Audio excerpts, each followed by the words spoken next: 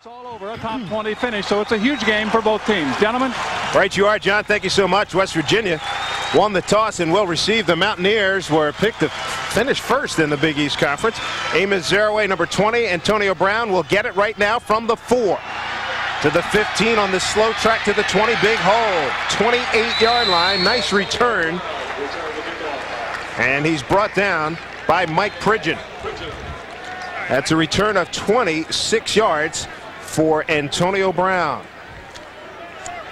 Mark Bulger having a great season. Last week, a big bounce back against Syracuse. 15 of 31 for 257 yards, 1 touchdown and 1 interception. Big East passing yards leader and total offense leader. From the 29-yard line, 3 wideouts to the bottom of your screen. And a throw, flanker screen. This is Saunders, big play. To the 43-yard line, first down for the Mountaineers. Nice opening play. He's brought down by Terrell Freeney. The strong safety pickup of 15 yards. Amos Zaraway, the legend in West Virginia, the all-time rusher in the Big East Conference. He's 7th nationally. Sean Foreman having a great year. Coming off the bruised elbow last week. He's got 39 catches on the season. Solomon Page, he's a destroyer on that offensive line. He can really dominate. First and 10 for the Mountaineers. First touch by Zaraway. He cut and fell down. And one of the things we'll be following this afternoon, this track is not real fast. It's quite sandy. It's a painted sand out on a good portion of the middle of that field. Look at Rutgers defense. Wayne Hampton, he's the guy that's going to have to go up against Solomon Page. Wayne has played well the last 3 weeks. Aaron Brady, the number 1 tackler, number 3 all-time at Rutgers. And Reggie Stevens, he's got 3 interceptions, 2 for touchdowns, and 1 fumble recovery for a touchdown as well. Second down and 6 for the Mountaineers. Anthony Green in motion. Little play action. Bulger flushed out. He's going to run it and take it out of bounds. Gets plus yardage. He's hammered out by Wesley Robertson, who's getting the start at right linebacker today for Rutgers. Wesley Robertson is lucky he didn't get flagged right there for hitting the quarterback on the sideline. There are a couple of no-nos. Don't hit the quarterback in the face. Don't hit anybody carrying the football along the sideline. Very lucky he didn't get flagged for this one.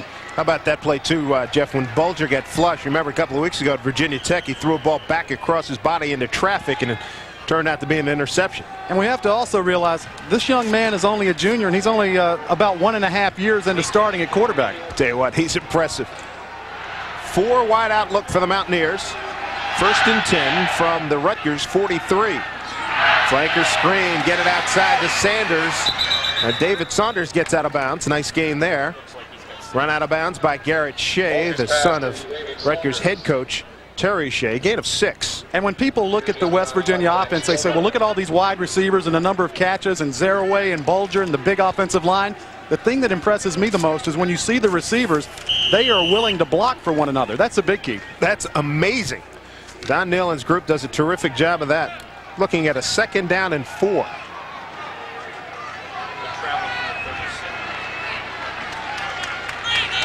Three wideouts again for this explosive Mountaineer offense. They get it outside again. Nice looking catch by Pat Green. Pat Green, his 11th catch of the season. He gets it down close to the 25-yard line. West Virginia offensive coordinator Dan Summerall obviously wanted the belief, if it's not broke, don't fix it. We've seen the exact same play ran 3 times. Each time it's picked up positive yards. Pat Green is one of the guys that's really forgotten in that wide receiving core. And you see it right there. Sean Foreman blocking downfield. That's what makes these plays go. An offensive coordinator's dream when your wideouts will throw some blocks downfield. High formation this time with Green in front of Zaraway. Zaraway gets the call.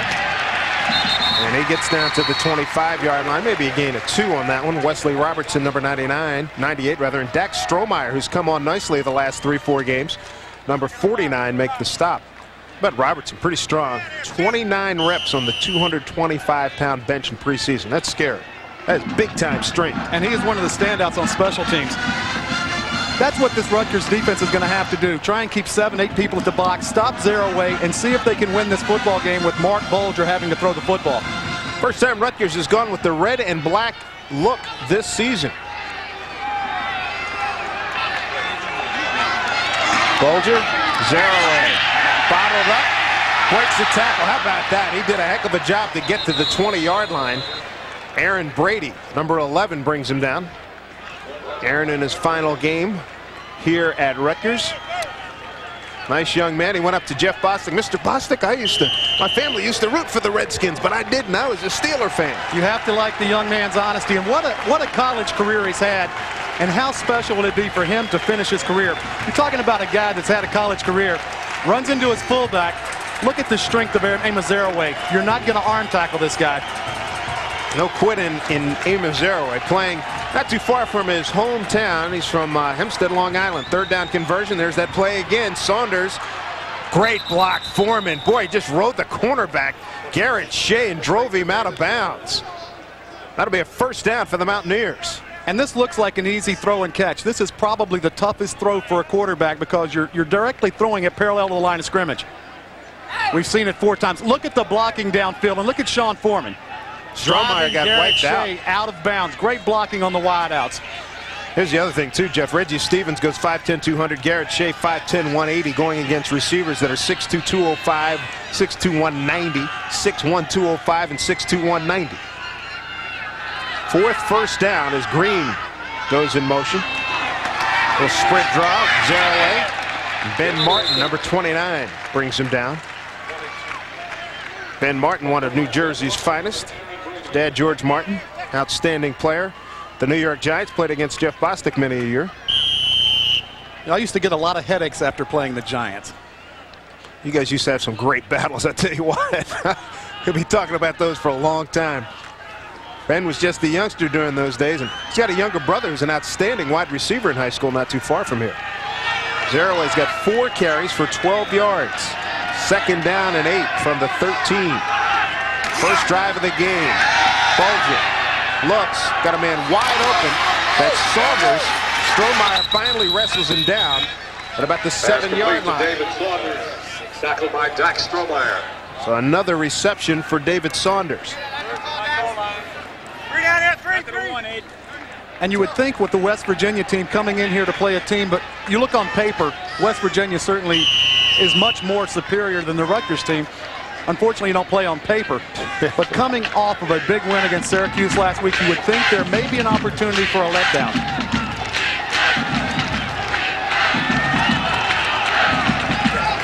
Drive started at the West Virginia 29.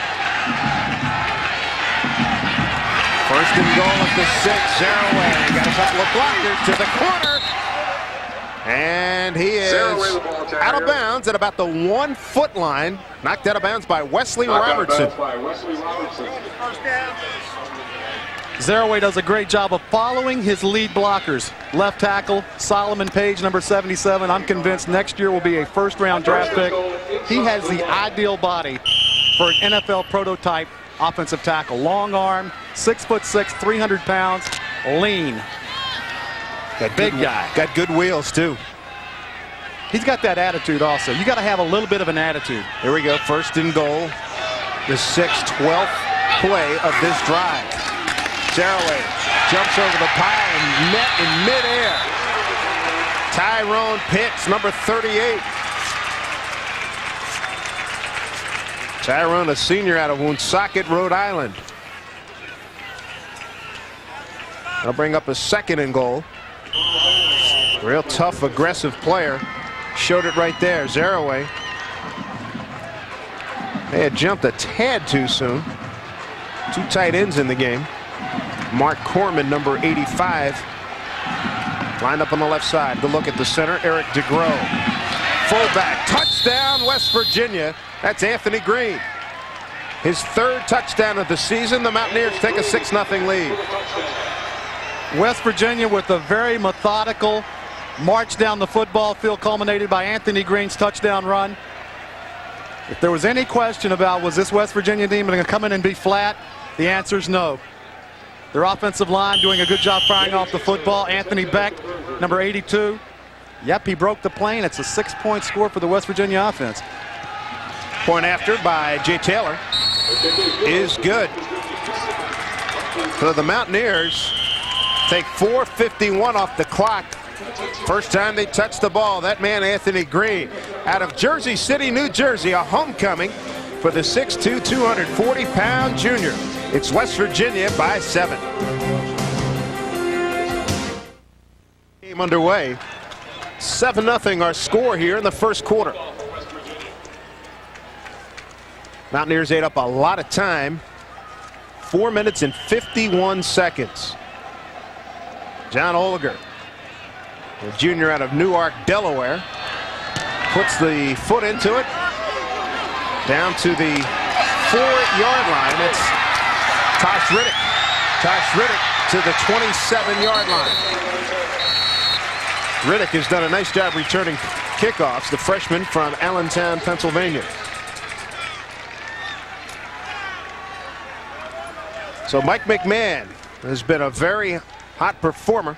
Green playing on special teams. He scored the touchdown. There's the West Virginia numbers. And Bulger a big 5 for 5, 45 yards on that drive. So look at Mike McMahon. See if he can answer what Mark Bulger and the Mountaineers did. McMahon has been impressive, to say the least. 17 of 24. 3 touches last week against Navy. First pass, and I tell you what, he throws fastballs out there, Jeff. He's not one of those guys you have to wonder, is this going to be a touch pass? Everything he throws is hard. I caught a ball down in the pregame warm-ups. He put some juice on it, believe me.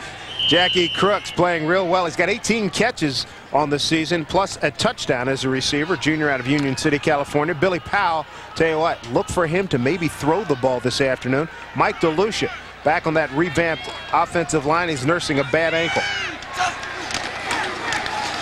Crooks gets the call across the 30 to the 32-yard line. Jerry Porter comes up from the free safety to put a lick at him. Number 2 is Jerry Porter. John Thornton from nearby Philadelphia, one of the captains. He's got 5 tackles for losses and 3 sacks on the season. Gary Stills, All-American candidate, captain as well, 5 sacks on the season. And Jerry Porter, you saw what he can do. He also has 2 interceptions on the season. One thing about Gary Stills, he sees Jeff Bostic. He wants to know more about the pro life every time we see him. He'll know next year, believe me. 3rd down and 5 for Rutgers. Ball at the 32-yard line. McMahon to throw. Blitz. They pick it up. Tight end gets it. Breaks a couple of tackles. Nice play by Chris Hutton. Jerry Porter finally brings him down. Help from Scooter Davis. That's a 1st down for Rutgers. Chris Hutton is 25th catch. Chris Hutton is one of those football players that seems to find a way to get open. And we talked about Mike McMahon throwing fastballs. That was a little bit of a touch. We're talking about the maturity of a quarterback.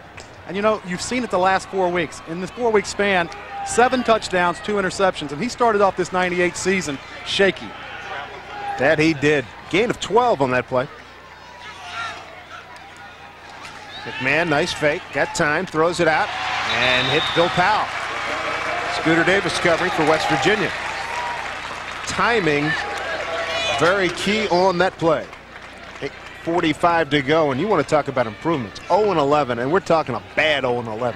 And then a rugged start this year, 5-4 at this point. And you look at the coaches and the players, it's hard to get that smile off their face. You know, Terry Shea and the staff, I mean, they went through a miserable 1997.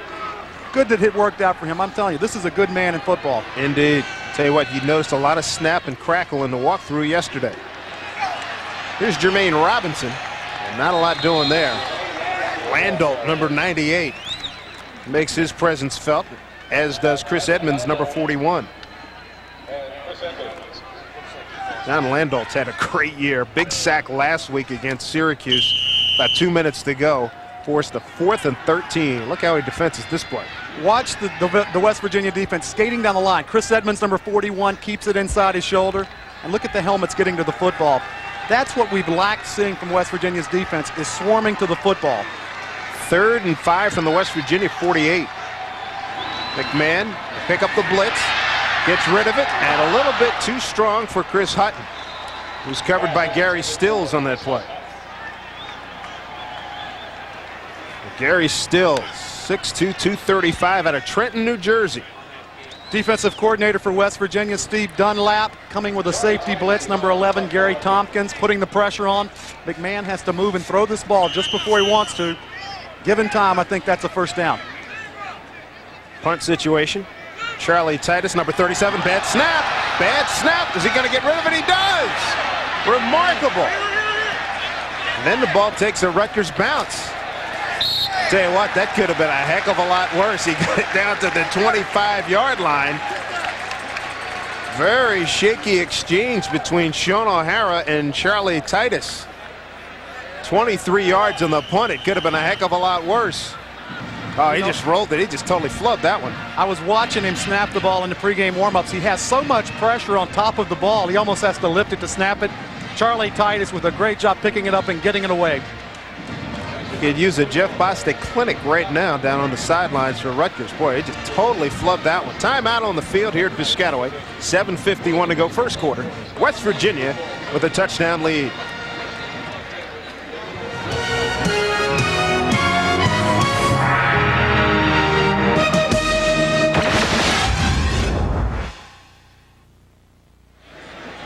Sean O'Hara on the bench talking about what happened on that last punt exchange, and could have been total disaster for Rutgers. And he's got a broken middle finger. But you look at this right here. See the ball? It's pointing straight down. He's putting pressure against the ball into the ground. When you get too old to set a good example, you give good advice. You know, I snapped the ball in the NFL for a long time.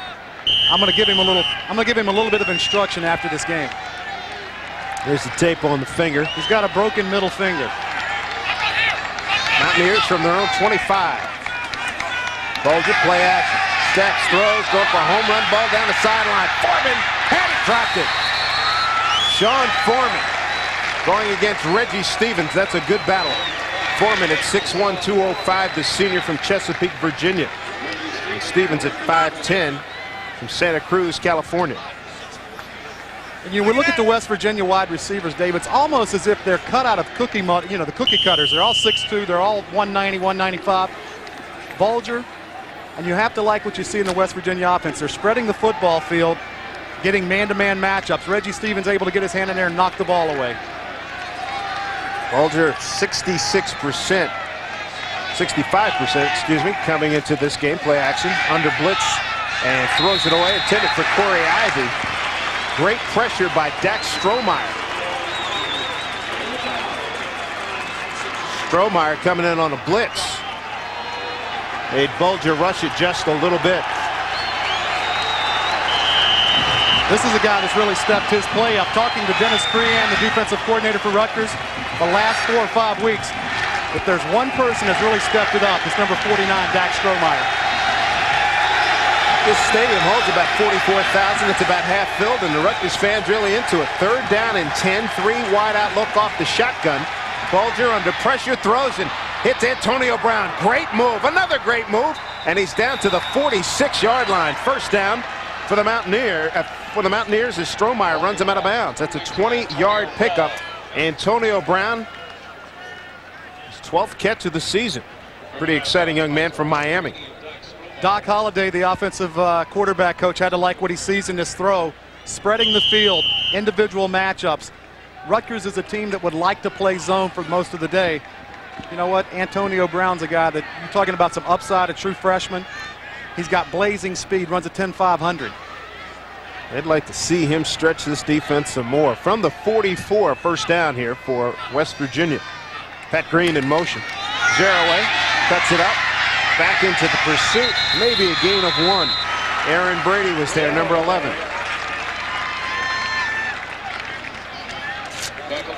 Brady surpassed his good buddy Brian Sheridan. Brian now coaching at Newark Eastside High School.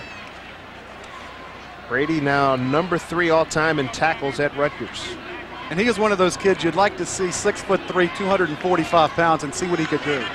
Because he plays the game the way it should be played, with a lot of heart. A lot of heart. He's a great leader, too, on this ball club. 2nd down and 9 from the 45. Zeraway cuts it back, finds a lot of running room. Great cut. And Reggie Stevens went along for a ride for about 4 yards, but he prevented probably a 40-yard gain. Zeraway gets it into Rutgers territory. To give him credit to the 49. And in the 1990s, this West Virginia team is 8-17 on grass fields. And Don Neyland was simply petrified. And look at the sand. We talked about the condition of this field. Zeraway seems to like it. You keep seeing this sand, spewing up from the shoes. This field is painted sand. 3rd down and 3, and they're right in the middle of the sand trap right now at the 49. Bulger throws it out. Antonio Brown speed to the corner and a saving tackle by Ben Martin. That's a 1st down to the 39-yard line. Boy, the speed of West Virginia today really rising here. And what you have to like in Mark Bulger, he not only throws to a wide receiver, he throws to all the wide receivers, spreads the ball around. Look for him to go to their tight end real soon.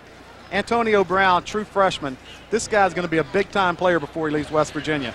And it's just like cars. Speed kills. Yes, it does. He's got a lot of it. Pat Green to the top of your screen, Ivy to the bottom. That's Green in motion. Play action looking for Ivy. Now throws the other way. Green wide open left sideline. That's another 1st down for the Mountaineers. Now they say he was out of bounds. He was out of bounds at the 13-yard line. Great look off by Bulger. He had Corey Ivy streaking on the right side. He came back left to Green. And this is a case of Pat Green losing his concentration. He's running free. He has to know where he is on the football field. He tries to walk, he tries to walk the tightrope. But as a wide receiver, there are a couple of things. You have to know where the sideline is at all times. This is a lack of concentration. Bulger 7 of 10, 75 yards. From the 39, they'll go. Draw to Zeraway. Hole opens up, finds a couple more. You believe that cut? Do you believe that cut? At the 33-yard line, Jared Shea brought him down. Zeraway just showing all the moves today. This is Big East football. We're glad to have you with us. It's West Virginia against Rutgers from Rutgers Stadium in Piscataway, New Jersey on a gorgeous Saturday afternoon. I'm Dave Sims with Jeff Bostic and John Sanders. Dave, there's only a couple running backs that can make that move. They both wear number 20 and one plays for the Detroit Lions. High praise when you start comparing Zeraway and Barry Sanders. And I think it's justified.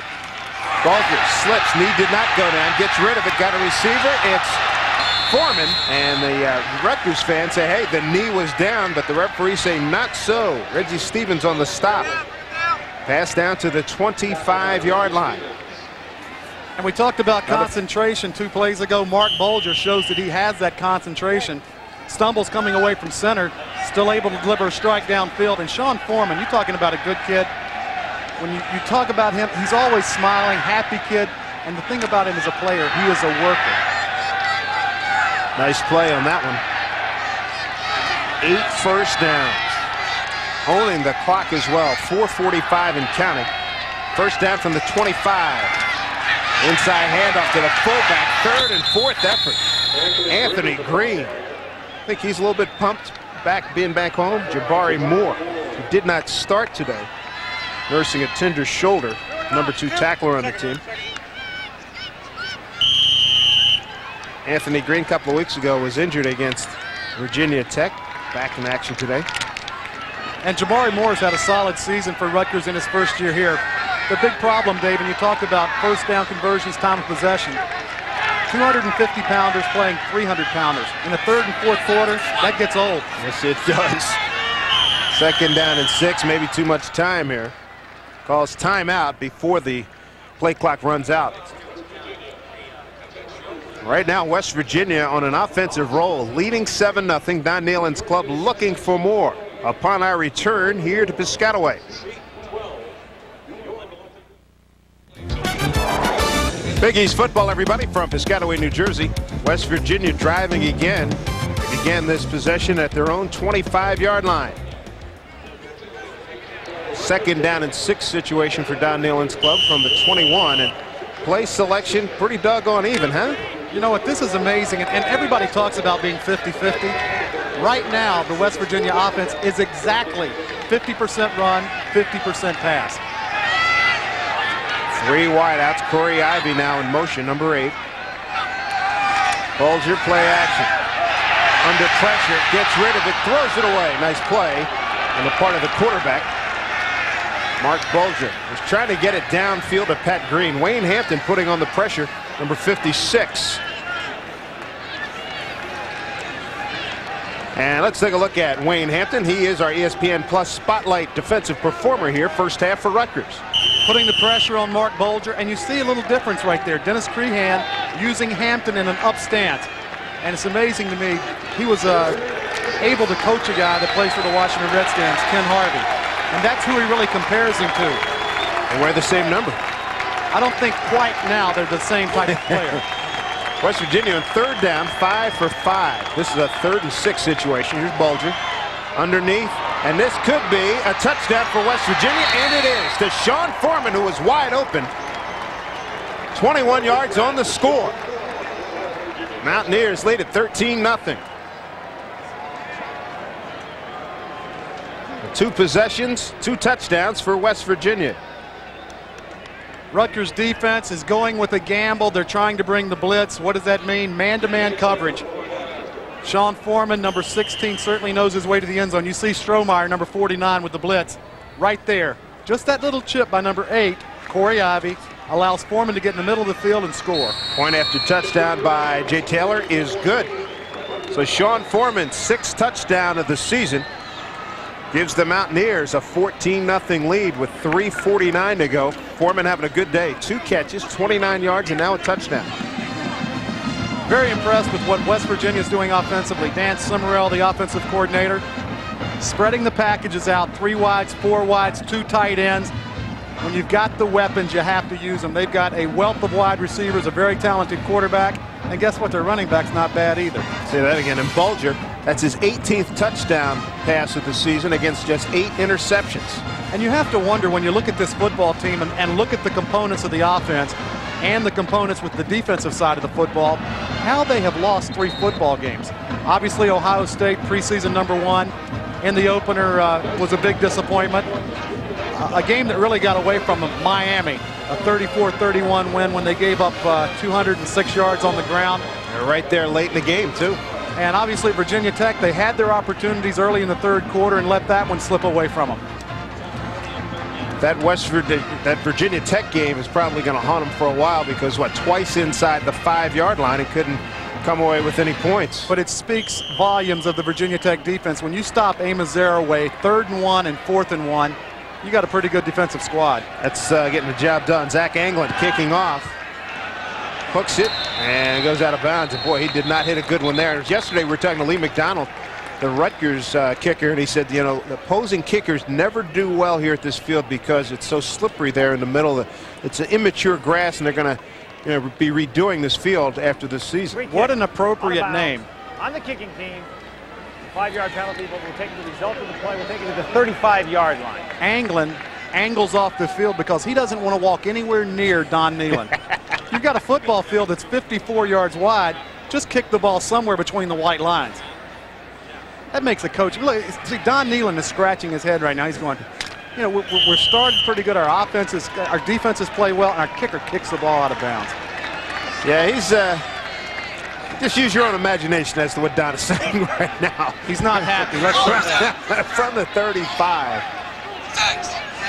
1st and 10 for Rutgers.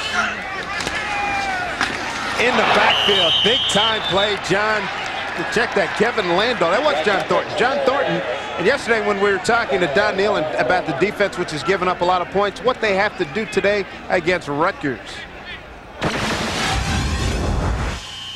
Rutgers is a fine offensive football team. They're going to stretch you both ways. They're going to stretch you to the sidelines. They're going to stretch you to the goal line with their passing game. And we just have to play aggressive, hard-nosed football. We have to play West Virginia defense.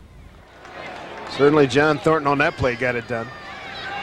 Loss of 3, 2nd down, 13. Play action. McMahon throwing, dropped! Billy Woodard, he was right there at the 41. And he had plenty of field in front of him to run. That's the opportunity when you're tight end, you're wide open. You know, the ball is laid right on your hands. You want to run first. You know what? Thornton does not buy the play fake. We talked about this field. See that sand popping up? Billy Woodard, 6'7", takes his eye off the football, has a blocker in Chris Hutton. Yep, that's what happens if you're Mike McMahon. You scrambled out of pressure, you delivered a strike, and only to have it dropped. Pretty good throw under that type of pressure. Sprint out now this time. McMahon takes it down. 35, does the right thing and gets out of bounds at the 39-yard line. Forced out of bounds by Chris Edmonds. Good decision there by the sophomore, Mike McMahon.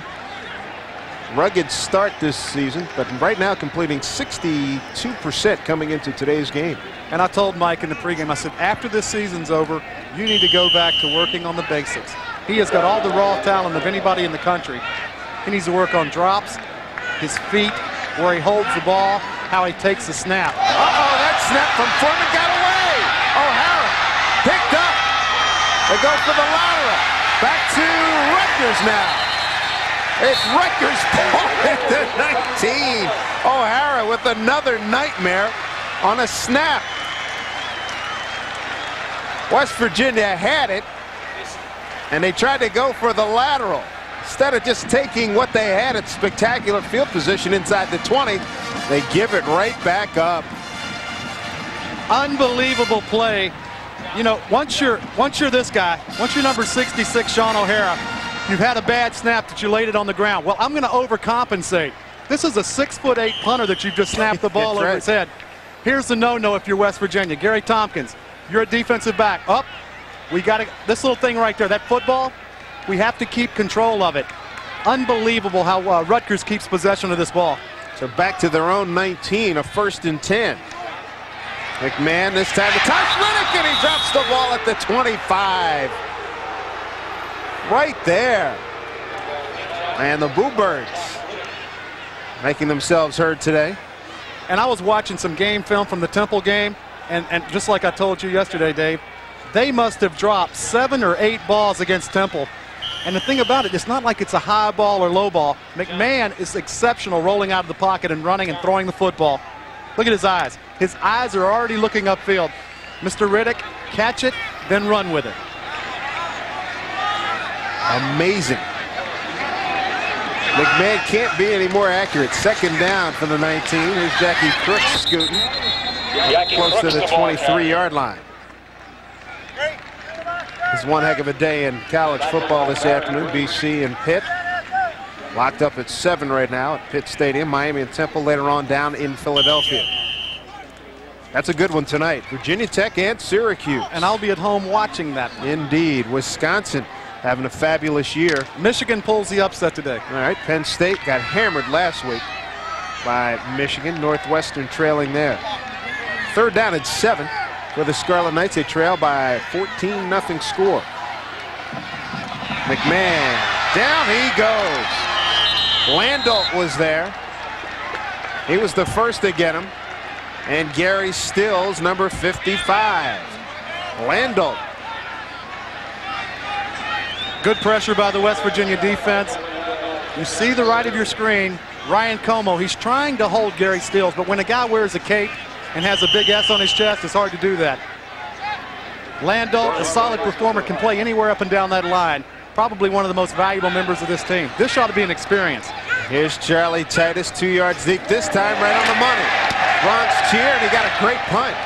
Line drive all the way back to the 40-yard line. Here's the return. And down he goes. That's Alvin Swoop. Good coverage by the Rutgers punt team. Punt of 48 yards by Charlie Titus, and O'Hara the most relieved man in the stadium. No question. It's kind of like a golfer. Once you hook a ball out of bounds, what do I have to do to overcompensate? I'm going to try and compensate for that. And people think, well, you snapping the football is easy. Yeah. Try it. Especially with somebody 300 pounds or something ready to beat on your head, right? I'm glad that I can remember how to do that. Yeah. I'm going to get into this. You know, they got the senior PGA Tour. What if they have senior football? I can come out and do that, and we can wear flags. That light work, though. Here's Antonio Brown going wide to the left. Play clock was at 5. And Rutgers calls timeout. They had 11 guys in the field, but the lineup, the formation was not to order for that defensive formation. That's a hot day. 9 of 13. Just over 100 yards and a touchdown. Extremely accurate. And his receivers have not had a case of the dropsies like McMahon. Yeah, you got to like what you see in Bulger. And I really like Dennis Crean, defensive coordinator at Rutgers. And you talk about their resurgence, their turnaround in 1998. I'm firmly convinced that he is a big part of it. The thing with Rutgers in 1997, they were giving up so many big plays. And two of his jobs when he came here, stop eliminating the big plays and play a two-deep secondary. And that's what he's done and simplified this football team. And you got to give a little credit to the players, because after being 0-11, winning is learned. Losing is also learned. You bet. And with the start they had, I mean, we saw them up at Syracuse 70-14, give up 53 points to Miami, 52 to Tulane. Wow, that's a big credit for Rutgers. Don Nehlen yesterday, get to that right after this play with 1:13 to go, first period. Pat Green coming at you in motion. Zeraway the call. He's stringing out. He turns the corner nonetheless and runs out of bounds after a gain of 4. We're talking to Don Nehlen yesterday, and we asked him about Mark Bulger's bounce back last week against Syracuse. Well, Mark Bulger is a guy that's just played excellent football for us all year. There's no question. He had a tough day against Virginia Tech, but other than that, he's been magnificent. And, everybody's going to have a bad day now and then. He had a lot of friends down there. None of us played real well there. But Mark is just an outstanding young guy. That he is. 2nd down and 6. Flanker screen. Nice catch. Antonio Brown. He is lightning. He's close to first down yardage. Ben Martin, number 29, brings him down. That's the 5th time we've seen this little swing pass. And you're talking about an impressive catch. Number 5, Antonio Brown. This is a tough throw for the quarterback. This is a tough catch for the receiver. Outstretched hands, catches it, put the ball away. There you go, put the ball away. Don't run with it like coaches will tell you. It's not a loaf of bread. Thank you. It's a precious piece of gold or jewelry. Hold it like that. Sound advice. I'm sure you heard those speeches a lot as a center. I was so slow, I never got to carry the ball. I know, but I'm saying you probably got to hear it a lot. Swing pass again, this time to Pat Green. Down to the 37, brought down by Dante Siciliano, number 4. Spreading the ball around real well in that West Virginia offense. Pat Green, 2 catches, 17 yards. And the group that gets lost when you start talking about West Virginia offense, very seldom do you hear about their offensive line. They've got 4 seniors. Obviously, number 77, Solomon Page, who is a junior, will be back next year. These guys do a good job up front. Run blocking, pass protecting, that's what allows the skill people to enjoy their success. And Eric DeGros, the center, going to the East West Shrine game. So Don Nehlen, after 1 quarter, has a 14-0 lead as they bid for more here at Piscataway. We'll return with 2nd quarter action right after this. 14-0 West Virginia as we're about to start the 2nd period of action. Eric DeGros, senior, 6'5", 295 from Huron, Ohio, and he is outstanding. Going to that East-West Shrine Bowl on January 16th. He was also a Playboy preseason All-American. Academically, he graduated in May with a biology major and a perfect 4.0 grade point average. You're talking about a scholar athlete. He certainly exemplifies that. Working on his physiology degree now. Big hole left side. Zeraway. Oh, what a move. 20-yard line. Stops to the 15. Oh, man. What a play by Amos Zeraway. Jabari Moore finally ends the carnage.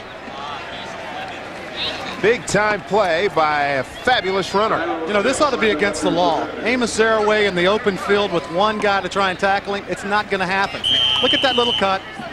Yep, number 4, Dante Siciliano with no chance. Finally, the Rutgers defense gets down there to tackle him. Zeraway is worth the price of admission. Yes, he is. 22 yards on that gain. All down to the 14. Good numbers for Amos. Out of the eye.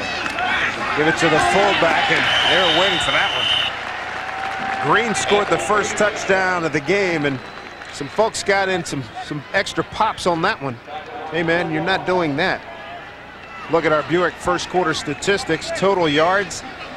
Everybody, let's say, ouch. 162 to -2. Right here's the big one, though.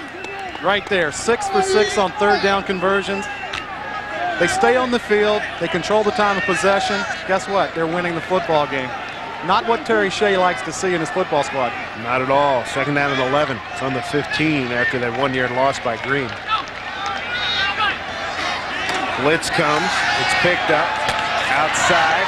The completion to Sean Foreman. Reggie Stevens on the stop. Penalty flag, though, on that play. Brian Pucanis did a good job of imitating a Texas rodeo when he lassoed Aaron Brady and drug him to the ground. Now, that's good in a rodeo, but that's bad in football. Pucanis, another Jersey guy from Florence, New Jersey. About 3 exits south of here on the turnpike.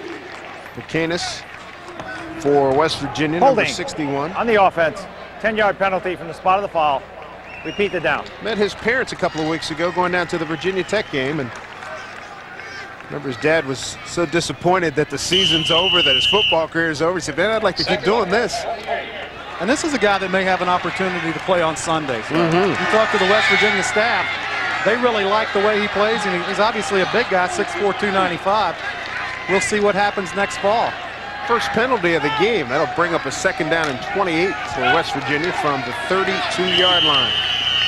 Play clock was down to 3, so the Mountaineers call timeout. Could not get that call in. And they'll go to the sidelines to discuss some strategy. Don Neyland's club up 14-0 in striking distance to add another score here in Piscataway. Back here at Piscataway, Dennis Crean trying to find a way to stop West Virginia on the second down and 28 from the 32-yard line. And I was chatting with him on the field before the game. I told him, I said, you know, Don Neyland and his staff are very paranoid about playing on grass. They're only 8 and 17 in the 90s. And you see this field. And Dennis Crean, with you know, even with, look at this big chunk of sand right here. I told Dennis Crean, I said, you know, Coach Neyland's pretty paranoid about that. He goes, tell you what, we'll switch players and we'll play on AstroTurf. He started laughing. The numbers for the Mountaineers on grass could be better here in the 90s. And a reverse, Antonio Brown blocking. He's got tons of speed and finally run out of bounds.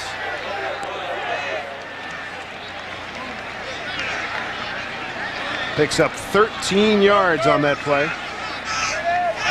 Terrell Freeney directed him out of bounds at the 19. This is an offense that has so many weapons, you know, and they're clicking on all cylinders. They're able to run the football with Zeraway. They're able to throw the ball with Bolger. And then you go into your bag of tricks. You throw a little reverse in there with Antonio Brown. You have to like the type of game that Dan Summerall, the offensive coordinator, is calling right now. To a more manageable third down and 15. Outstanding performance thus far on third down. Blitzer comes Brady. Screen pass left side. Nice catch by Zeraway. Stays on his feet but steps out of bounds. So he loses a yard. Wayne Hampton forced him to step out of bounds. And that will bring on the field goal kicker, Jay Taylor. And this is where the field conditions can really play a part. Very tough for a kicker to use his plant foot to stop in the sand. We're going to mark it.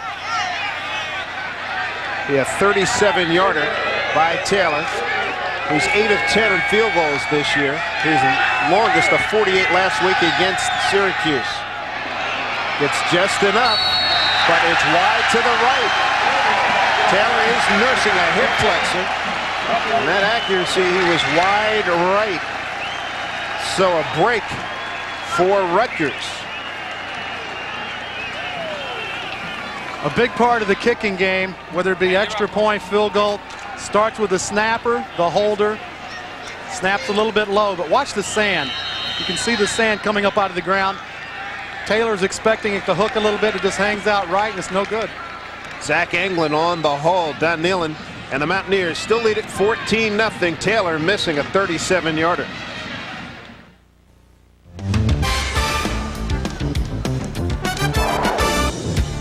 Welcome back to Piscataway, everybody. Dave Sims, Jeff Bostic, and John Sanders with you. Early stages of the second quarter.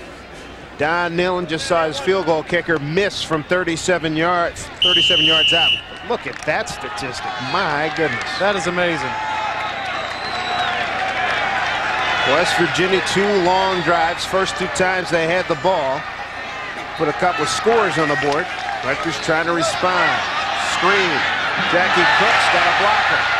Penalty flag back on the play as Crooks gets up to the 30. I think it'll be a hold on Rutgers. McMahon knows it's against the Scarlet Knights. And just when you think you've got something to put a little bit of positive influence into your offense, you're called for a hold that's going to not only nullify a big play, it's going to put you in first down and 20 situation, something that Rutgers offense does not want to be in all day long.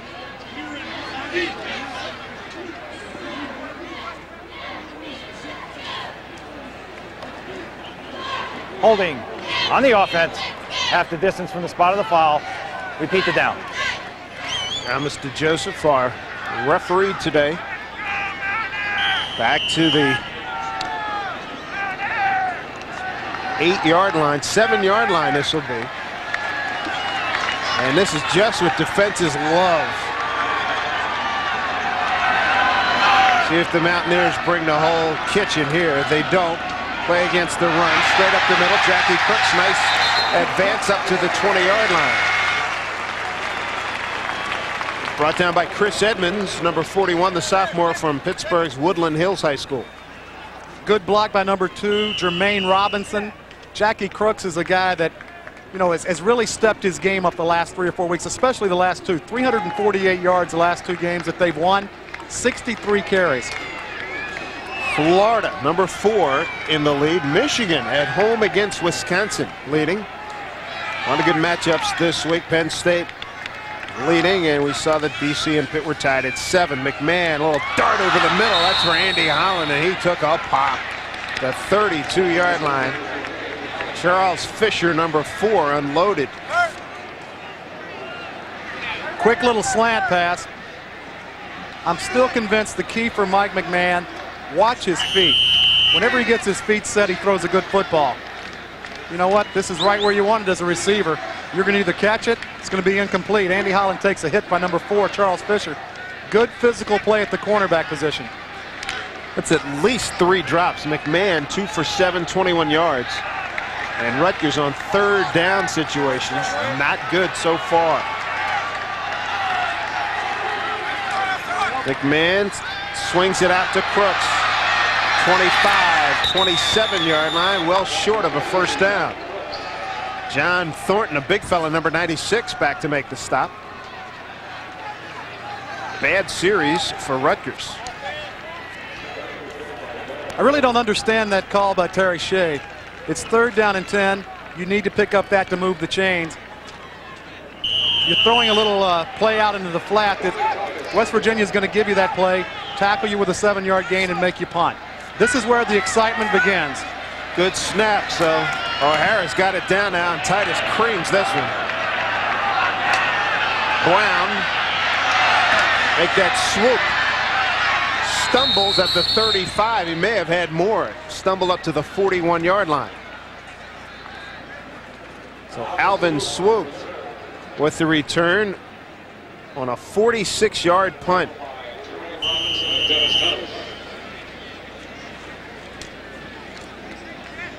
And a timeout on the field, 11:08.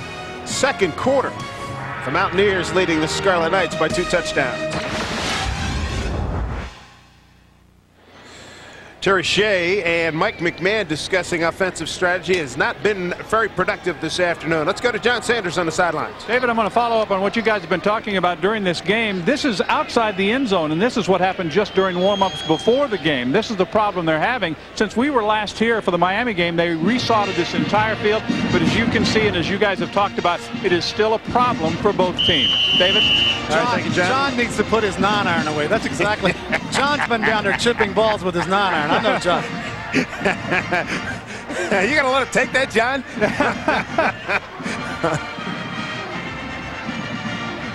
I know I've made some divots like that, and the ball hasn't gone real far either, let me tell you.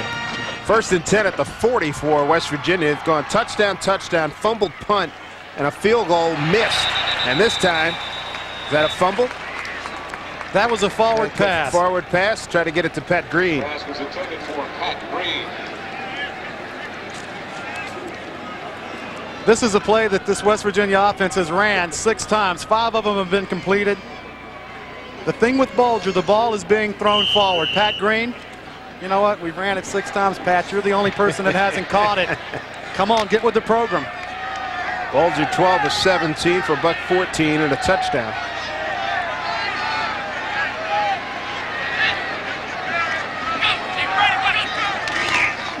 Zeraway finds a hole. Heck of a spin, but brought down. Nice play by Wesley Robertson. Robertson, I tell you what, he doesn't make the play. Zeraway may be gone for another 10 or 15 or more. Zeraway has made a couple of big plays here in this first half. Big East football, the game of the week, West Virginia and Rutgers. I'm Dave Sims with Jeff Bostic and John Sanders. West Virginia opened this ballpark back in 1994. They lost. Today, the Mountaineers lead it by 2 touchdowns. Zeraway's got 56 yards on 12 carries.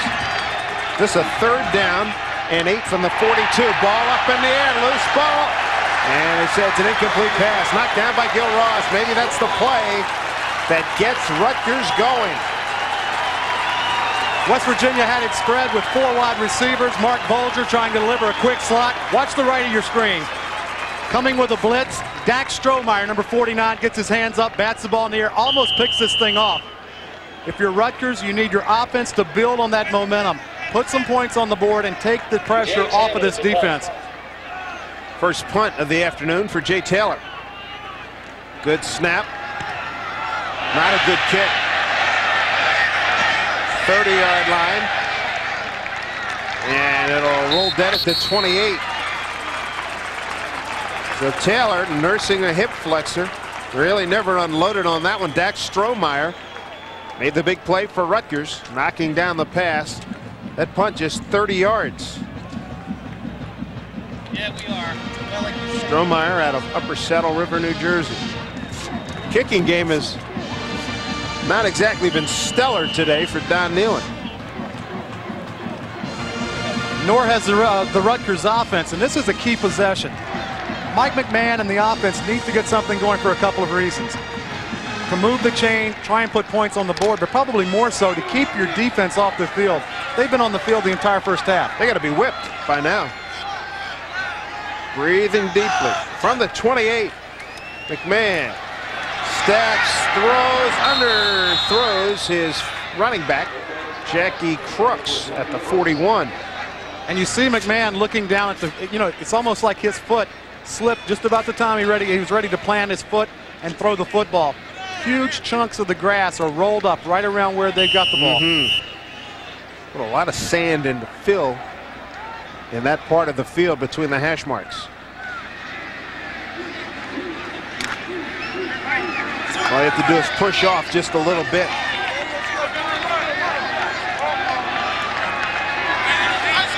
Second down play from the 28. Powell in motion. Crooks tries to get outside. Not much of a gain there. Brought down by number 43, Ryan Brady, who's backing up John Landolt this afternoon. Let's get out of John Sanders for an update.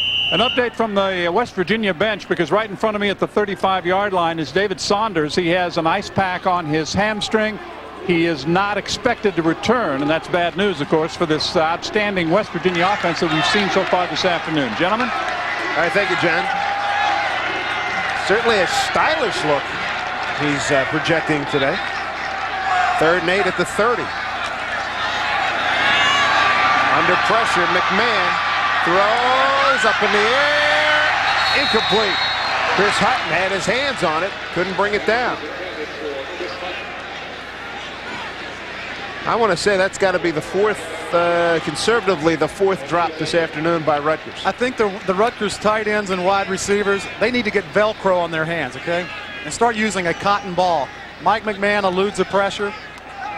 Chris Hutton, number 83, you have to catch this ball. If it hits you in the face mask, catch it. Low snap. Titus is able to get it. Line drive kick. Swoop. And almost hit one of the upbacks. Charles Fisher, number 4, almost got hit by that ball. As it rolls, that Dennis Thomas downs it at the 32-yard line. A 38-yard punt by Titus. We'll take a timeout and come back to you with 9:04 to go, second period. NCAA football. Up by 2 touchdowns here at Rutgers. Amos Zaraway having another marvelous year, another outstanding game.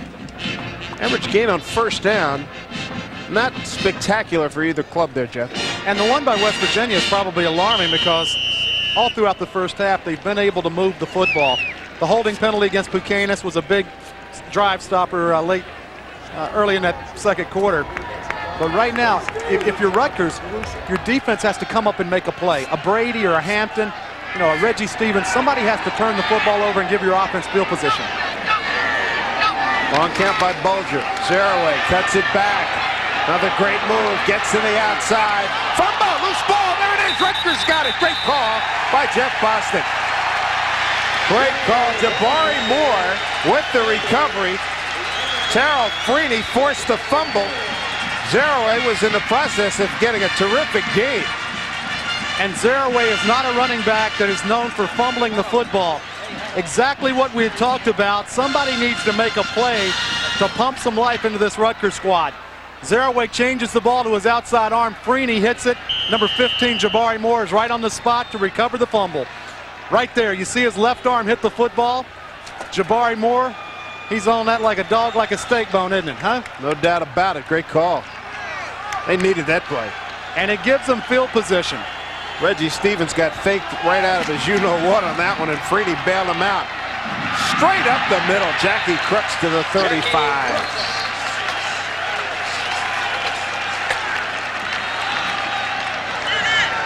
So this possession by the Scarlet Knights, just under 9 to play.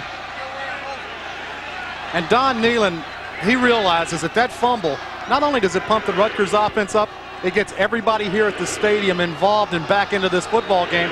And it's a game that his West Virginia squad has controlled from the outset. They have. Big John Thornton injured, and that would be a really bad loss for the Mountaineers. Got up to a great start. Anthony Green, short yardage run, capped a 71-yard drive. 4:51 off the clock to make it 7-0, and then Bulger to Foreman the next time Mountaineers had the ball.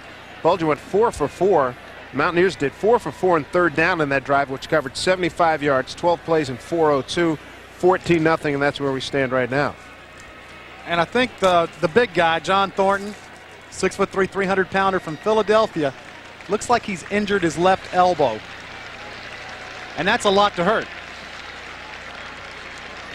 I don't know why they call it the funny bone, because it sure as heck hurts. He'll be back in there. He's the kind of guy you like to see in the defensive line. This guy will definitely be playing on Sunday next year. Other action in the Big East. BC trying to bounce back after the tough loss to Notre Dame.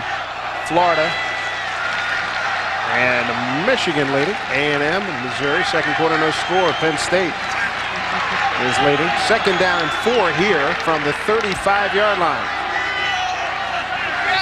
McMahon, left side, right to Chris Hutton.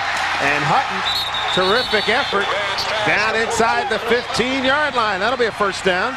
Burlow Baskin finally knocks him down.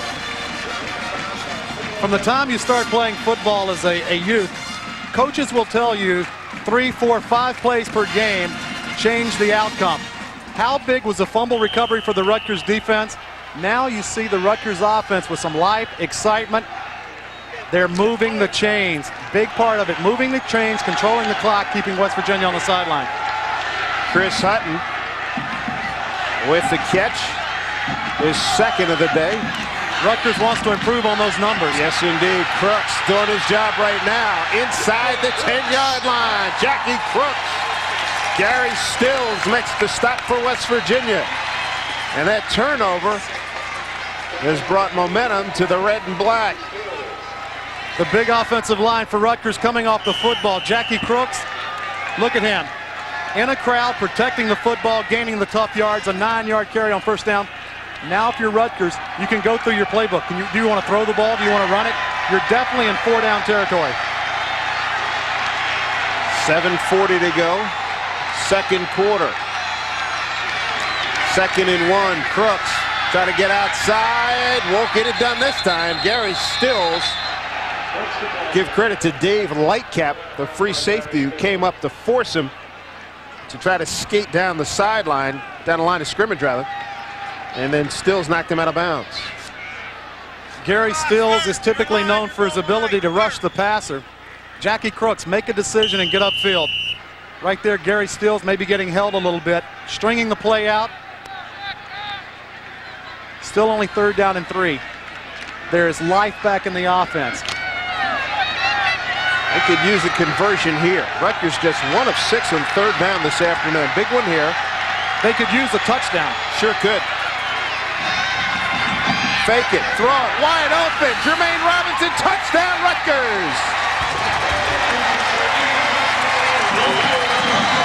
10 yards on the completion for Robinson, his first TD catch of the season for McMahon, his 10th TD toss this year, and it's a 14-6 game. Good job of misdirection. Running backs going one way. McMahon doing a good job with the ball fake. All the offensive linemen pulling. Robinson in the flat. Easy throw, easy catch.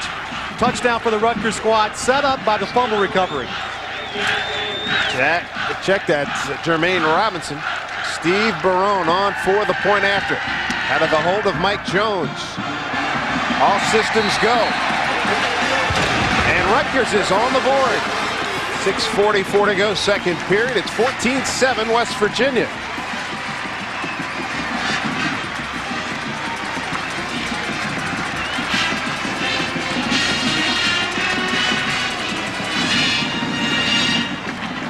You talk about misdirection. Offensive lineman pulling. Robinson slides out into the flat. Easy touchdown. And you have to, if you're a defender, what are you seeing? Right here. Whoa. Look at this. Look at all this movement. Everybody's moving this way except one guy. This guy right here. Number 2, Jermaine Robinson. McMahon is a much better passer on the roll than he is sitting in the pocket, in my opinion. Easy throw, easy catch. Big thing about it, now the defense has had a little bit of time to rest. The offense builds confidence, and they close the lead to 14-7. I think that confidence boost is humongous. Freeney with the forced fumble. The recovery by Jabari Moore leads to that scoring drive of 5 plays, 41 yards.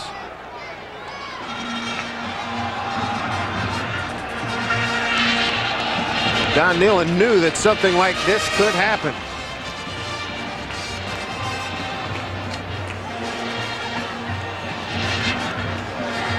Here's McMahon.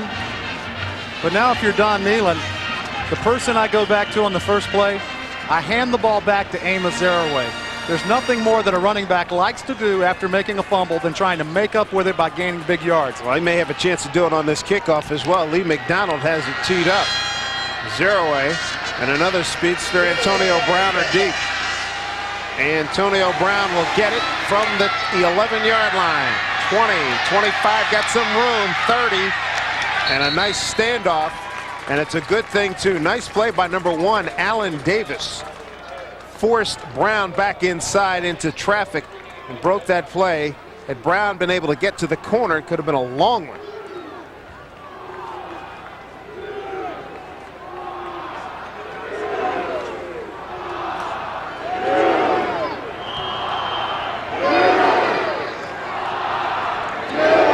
So the Mountaineers, led out by Solomon Page.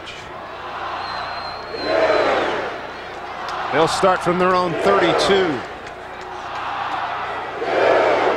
Don't forget Sean Foreman, injured, had a hamstring problem. May not see him the remainder of the day. Here's Bulger. They indeed give it to Zeraway, and Zeraway, nice little run to the 36. Stopped by Aaron Brady. Check that, Tyrone Pitts. So West Virginia, first 2 times they have the ball, touchdown, touchdown. Then a missed field goal, then a punt and a fumble. Great start, but right now in a little bit of a problem. Zeraway's 14 carries for 69 yards. There's Bulger. Throws underneath to the tight end. The tight end is Anthony Becht. That's his 16th catch of the season. Gil Ross brings him down. Number 19. Anthony out of Drexel Hill, Pennsylvania. Got a penalty flag on the play. And it was a very late flag. And it's against West Virginia.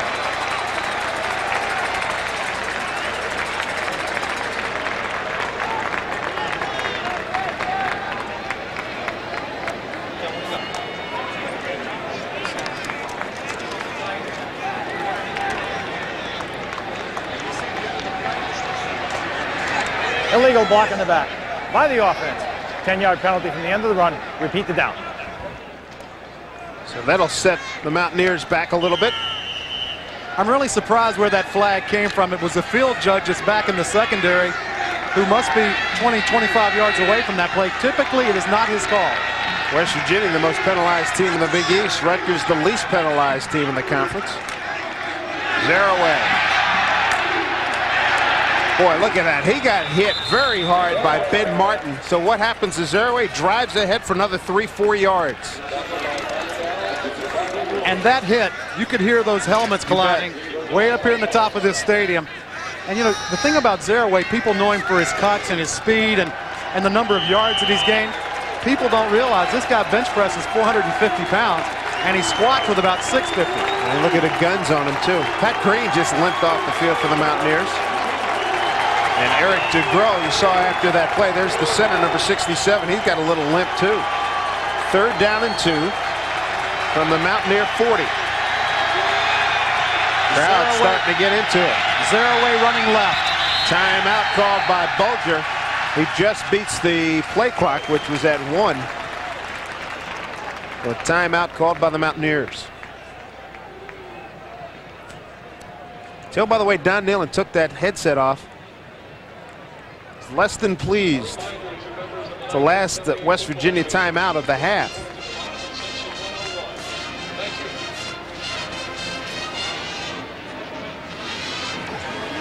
Key play so far in this game for Rutgers. Here's Zeraway, cutback play, and watch the hand come in by 46 Freeney, recovered by Jabari Moore. And that set the Rutgers offense in gear and in great field position, and they converted with a touchdown. And Amos Zeraway has been a lot of things in his career. He's been a part of a lot of key plays, but typically not for the other team.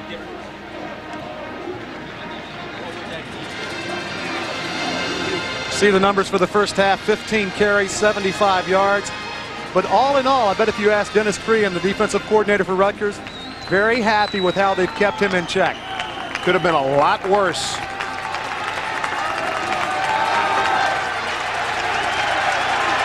Crowd getting into it here at Rutgers. 3rd down and 2 from the 40. 3 wideouts, bottom of your screen.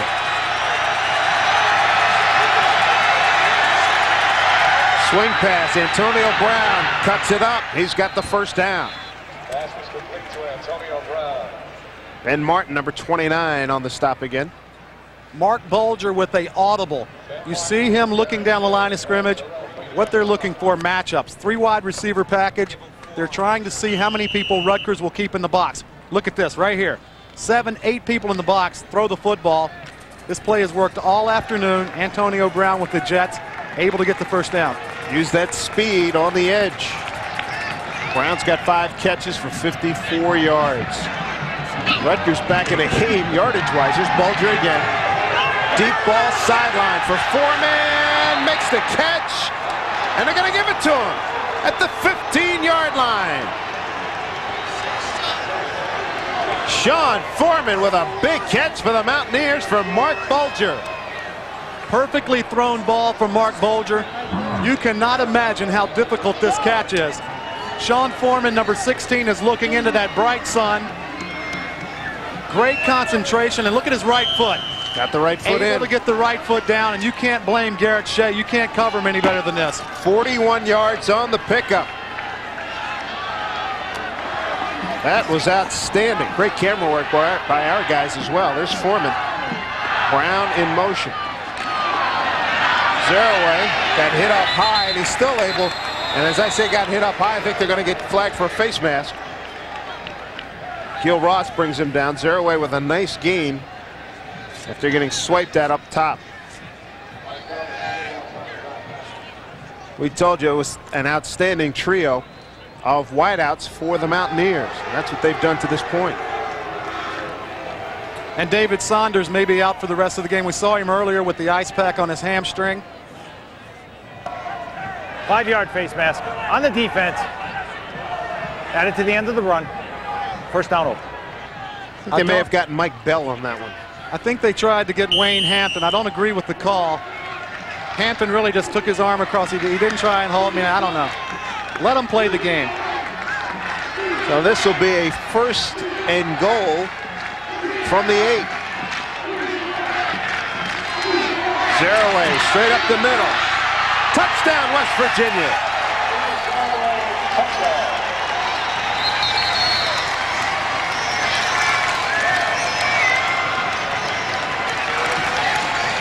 8-yard run by Amos Zeraway, his 11th touchdown of the season. The guys that get credit for this touchdown, number 67, Eric DeGros, the right guard, Brian Pucanis. Excellent blocking up front. They create a big cavity. Zeraway only needs a small crack. They gave him a cavity. Result is a touchdown. Taylor has missed just one extra point this season. And that one is good. Amos Zeraway gives the Mountaineers a 21-7 lead. Watch this hole open up. Randy Dunnigan, big block. And we show a little bit of power right there, right? Put your shoulder down. Now he's coming in your living room. Watch this block. Right there. Right there. Pushing this way. Here's the hole Zeraway's looking at, folks. Arm tackles won't bring this guy down. You see the pad leverage with his shoulder? Stretching out those arms to get into the end zone. Randy Dunnigan, 6'3", senior. He's 315 pounds, Dublin, Virginia. And he's got the typical offensive lineman's body, doesn't he? Yes, he does. You know what? He's just 2 or 3 days of growth on his beard, and you know he's a little bit overweight, but that's what offensive linemen are. You know, he's drinking a lot of water, and it's even cool here. It's 55 degrees. Perfect day for football, but he's going to drink a lot of water.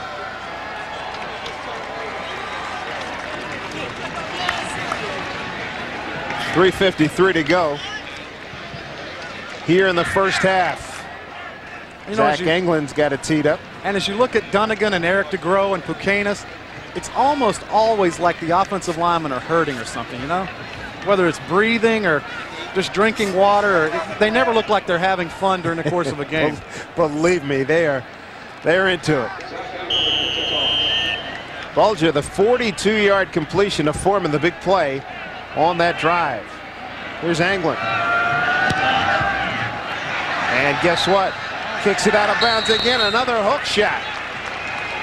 He may want to exit the field on the Rutgers sideline and go get on the team bus and fly home by himself. Early procedure. Free kick out of bounds. Kicking team. Penalty will be at the 35-yard line. First down. 3:49 to go. Let's go downstairs to John Sanders. And while Don Nealon does a little pacing, we'll set you up for the National Car Rental halftime report that's coming up shortly. We'll have scores and highlights, of course, of this game in the National Notebook as well. We'll set up the Big East Bowl picture in our Big East feature, and we will update as many scores as we can at halftime. David? Thank you, John. Look forward to the halftime show. Mike McMahon and Rutgers. Here's Crooks. Nice effort to the 40-yard line. Gary Stills on the tackle.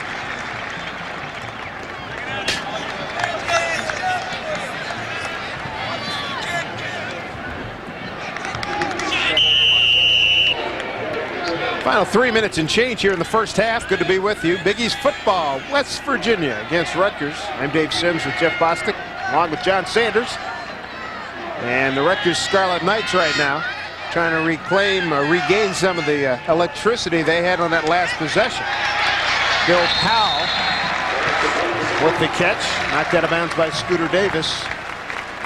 Billy Powell, the big play guy most of this season, big part of this 5-win campaign for Rutgers on the catch.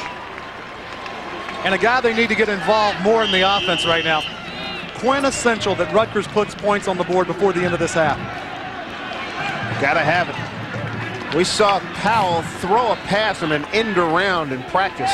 Keep that in mind. We may see that at some point. 2 catches, 12 yards for Powell. Here's McMahon. Had time, throws over the middle to Crooks. And do you see that West Virginia defender slip? Did you see that? Gary Stills on the tackle. But there was a West Virginia defender that had Crooks lined up. I think it was Barrett Green. It was Barrett Green. And he just lost his footing. Very soft in the middle of the field. We've talked about the sand. You can still see it spraying up underneath the shoes. You got to like Jackie Crooks. Sits down in the open spot, and let's don't compare him to Zeraway. There are very few Amos Zeraways able to cut and find some extra yards.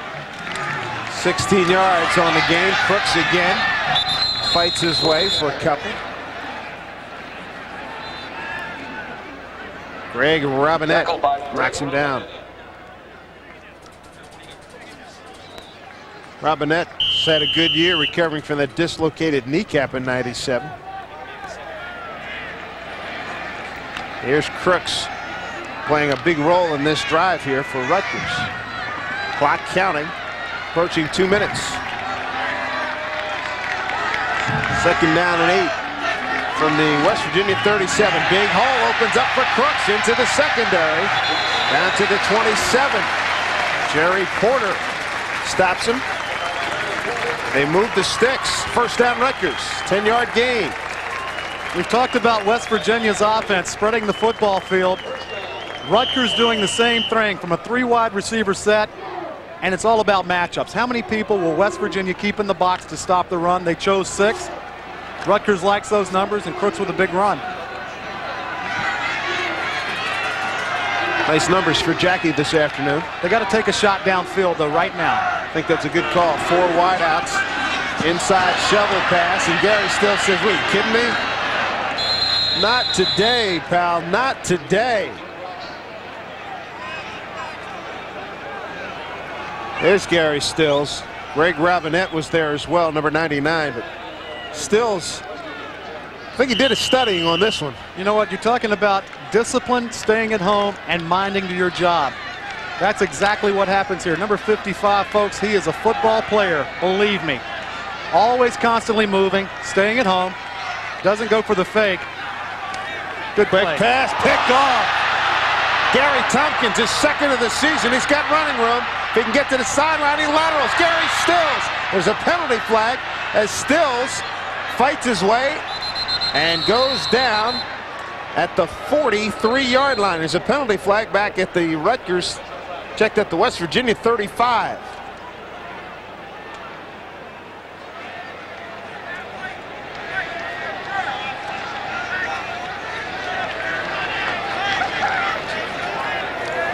Illegal block below the waist on an interception. Mike McMahon's first interception in 12 quarters. Never got his Illegal feet block. set. Below the waist by the return team. 15 yards from the spot of the foul. 1st down, West Virginia. Tried to get that ball off quickly and didn't have anything on it. Watch this.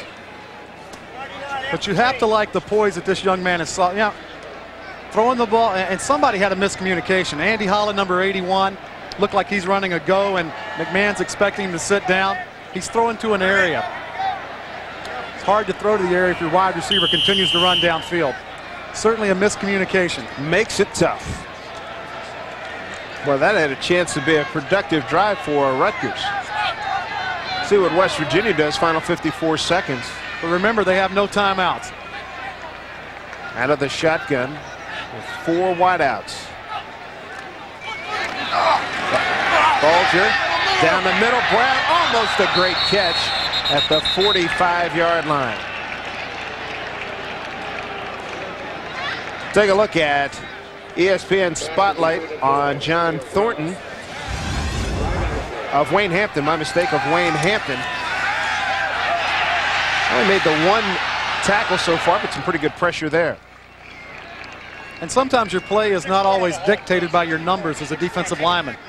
How much pressure do you put on the quarterback? Are you forcing the things back inside to your teammates? Holding. On the offense. After distance, spot of the fall. First down. And Hampton's a guy that could use putting on 20, 25 more pounds. First and 22. Top tackler on the defensive line for Rutgers. This is a first and very long for Don Nealon. Look at him. He is not pleased, yet his team is up 2 scores. 49 seconds, and he'll play conservatively. Zeroaway takes Jabari Moore for a ride. And 40 seconds to go. Let's go downstairs to John Sanders.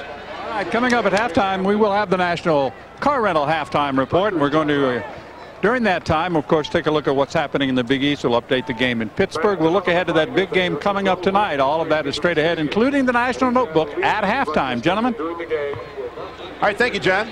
Here's your timeout story. Rutgers with 1 remaining. 41 seconds to go, first half.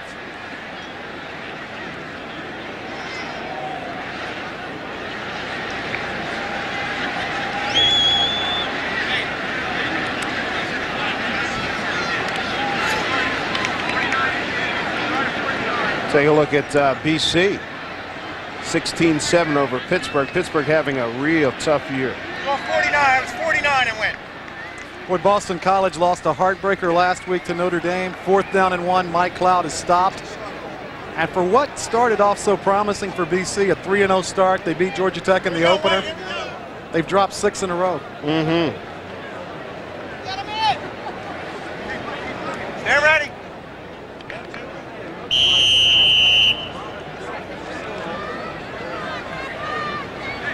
Second down and 17 from the 13 for West Virginia. Got to believe they'll keep it pretty simple here. Corey McIntyre in the game. Number 34 is the blocking back for Amos Zeroaway. Zeroaway gets the call. Nice cut. Big play. 32-yard line. That's good for a first down. Wayne Hampton brings him down finally. We just talked about our ESPN Spotlight player of the first half, Wayne Hampton. This was a hustle play. Zeroaway's close to breaking this thing and going the distance. Hampton runs him down, and this is what you learn from a defensive standpoint. The play is never over. You see number 56 trailing the play. 250-pound defensive lineman running down Zeroaway. Good hustle. 20 yards on that pickup. Bulger, they're going for a home run. Ball down the right sideline. Broken up by Reggie Stevens. Tried to get it to Foreman. Ball is underthrown a little bit by Bulger. Dante Siciliano there, number 4. Reggie Stevens covering. If I were Mark Bulger, I'd probably look at the other side of the football field. Reggie Stevens, good job of covering man-to-man. Understand one thing, if you're a wide receiver for West Virginia, you're looking into a blinding sun. Bulger's had a good afternoon. 17 of 23, 181 yards and 1 touchdown. There's a look at that sun that the wide receivers would be looking at. Zeroaway gets the call to the sideline and taken down after picking up a first down to the 45-yard line. Ben Martin on the tackle. 3 seconds to go here in the first half.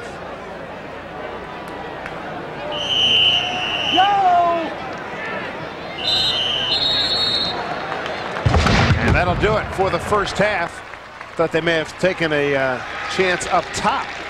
3 seconds to go, but Mountaineers will be content to go to halftime, leading 21-7.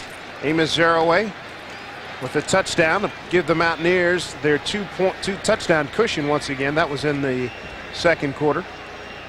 Bulger's got a touchdown pass, and let's go downstairs to John Sanders, standing by with Don Nealon.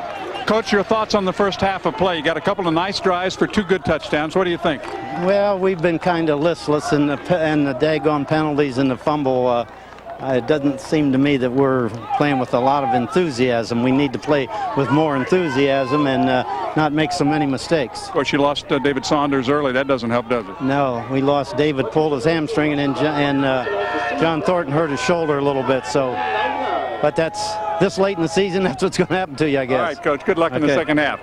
Don Nealon heads to the locker room. We are at halftime, getting ready for the National Car Rental halftime report. We will start that from Piscataway as we continue with our Big East. Coming back from behind, we were at Pittsburgh. Pittsburgh dominated the first half 21-7. And Rutgers comes back to win that football game. John Oliger. And what is it with West Virginia today? Can't kick the ball straight down the field. Anglin kicked 2 out of bounds, and now Oliger. What if you're Don Nealon? I mean, he's going to pull his hair completely out. This field is 54 yards wide. You know, just kick it on the ground. It's unexcusable as a kicker. It's amazing. And you notice they don't walk anywhere near him. Would you? You know where he is on the radar screen. And nobody around, you know, none of the teammates stand around. So Rutgers, not a bad way to start it. From the 35, McMahon throws, got Tosh Riddick, breaks a tackle down the sideline. Tosh Riddick in a foot race. Tosh Riddick's going to score. Touchdown Rutgers.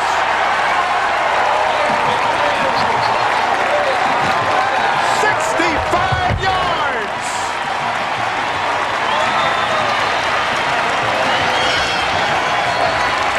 For Riddick, his 3rd TD of the season, and what a beauty! We talked about the Rutgers offense building momentum in the second quarter. What a way to start the second half. Mike McMahon delivers the strike. We've talked about the speed of West Virginia. How about the speed of number 6, Tosh Riddick? He gets on the edge and he simply outruns the West Virginia defense. Huge play for this Rutgers offense. Boy, once he beat the secondary, it was nice knowing you. What a way to start the second half. Barone's point after is good. It just got in through that upright. And just with a snap of the fingers, Rutgers is back in the ball game. And Jeff Bostic seconds ago, you're talking about their ability to come back. And no sooner said than done. 16 seconds into the third quarter. Rutgers, a lightning strike to make it a ball game, 21-14.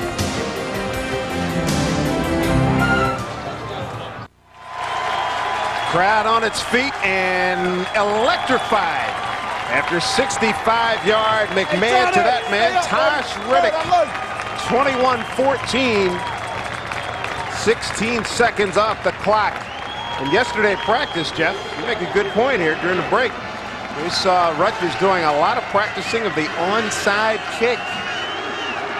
And if you look at West Virginia, they're crowding that 10-yard area. I don't expect an onside kick, But it wouldn't shock you. but in this game this afternoon, nothing should surprise you. Here's McDonald. He kicks it deep. Hammers it too. Antonio Brown about 2 yards deep, and he's got running room. 20, 25, and closed down nicely. Well, the Rutgers fans are really excited here. Mike Pridgeon on the tackle for the Scarlet Knights. So Mark Bulger and the West Virginia offense, their charge now, quiet the crowd, get downfield, and get on the board one more time.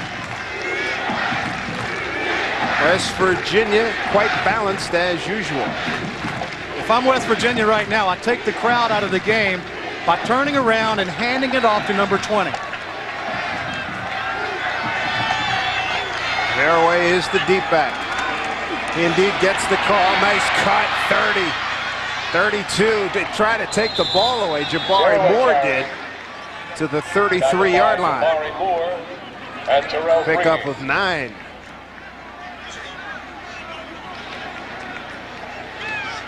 When you want to try and quiet a crowd, there's nothing more imposing than a very talented offensive line and an exceptional running back.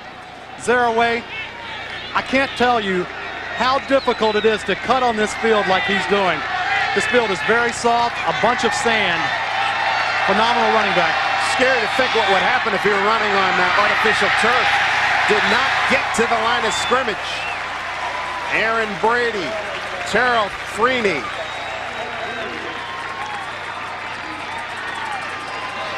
It's amazing how one aspect of a football team can pump life into the other one.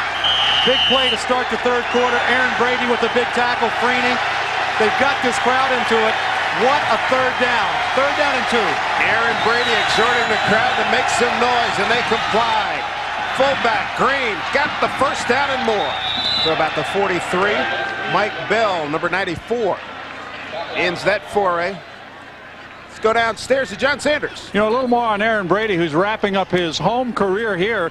His folks were introduced along with the other 15 seniors who are playing their last home game today. He's a member of the All-American Farm Team, and that does not mean he's a minor league player. It means that he grew up on a farm. As a matter of fact, his dad said he grew up on a 160-acre farm in Pennsylvania, now living on about a 10-acre farm. Gentlemen? Not bad. That's a good-sized form. Here's Bulger. Going to throw it. And he's got Corey Ivy to the 49. Brought down by Reggie Stevens.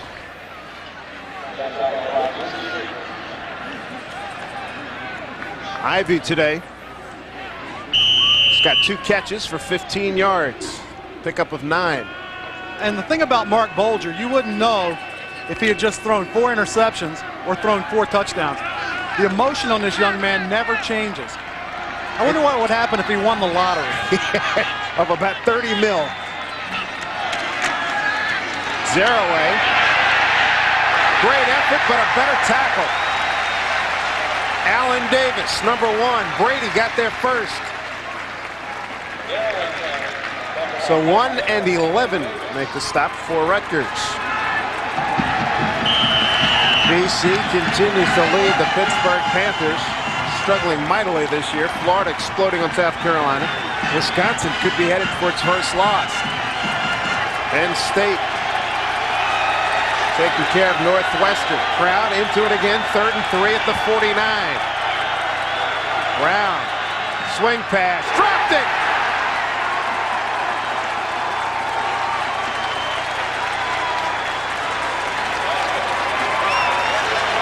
You can see Rutgers has made an adjustment to this play. They're taking the cornerback and they're trailing the guy. See Garrett Shea, number 8. Look at him close that gap. And believe me, Antonio Brown, number 5, could see that. Defense comes out, gives their offense the ball back. Good job by the Rutgers defense and Dennis Crehan. Taylor, his first punt, just 30 yards.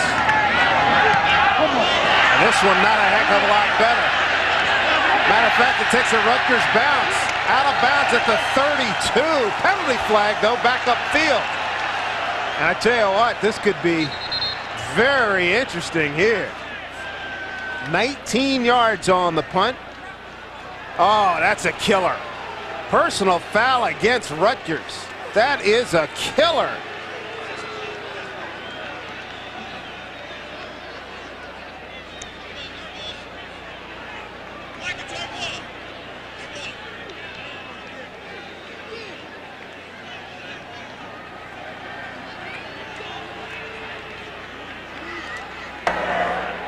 Dead ball. Late hit on a player clearly out of the play. 15 yards from the end of the run. First down.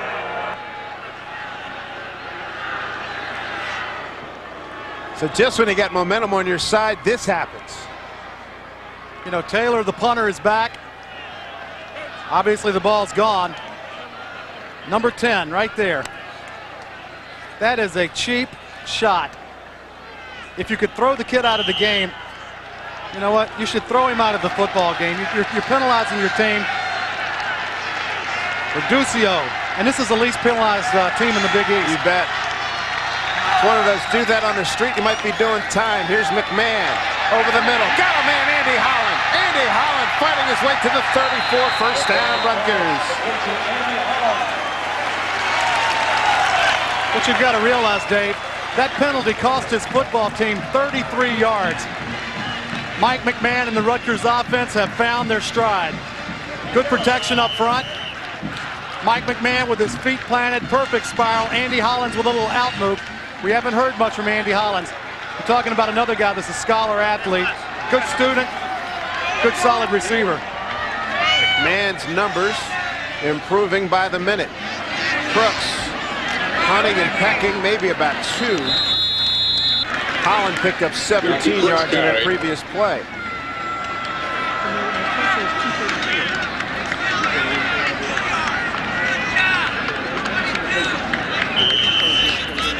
So McMahon started this second half with a quick out left side to Tosh Riddick.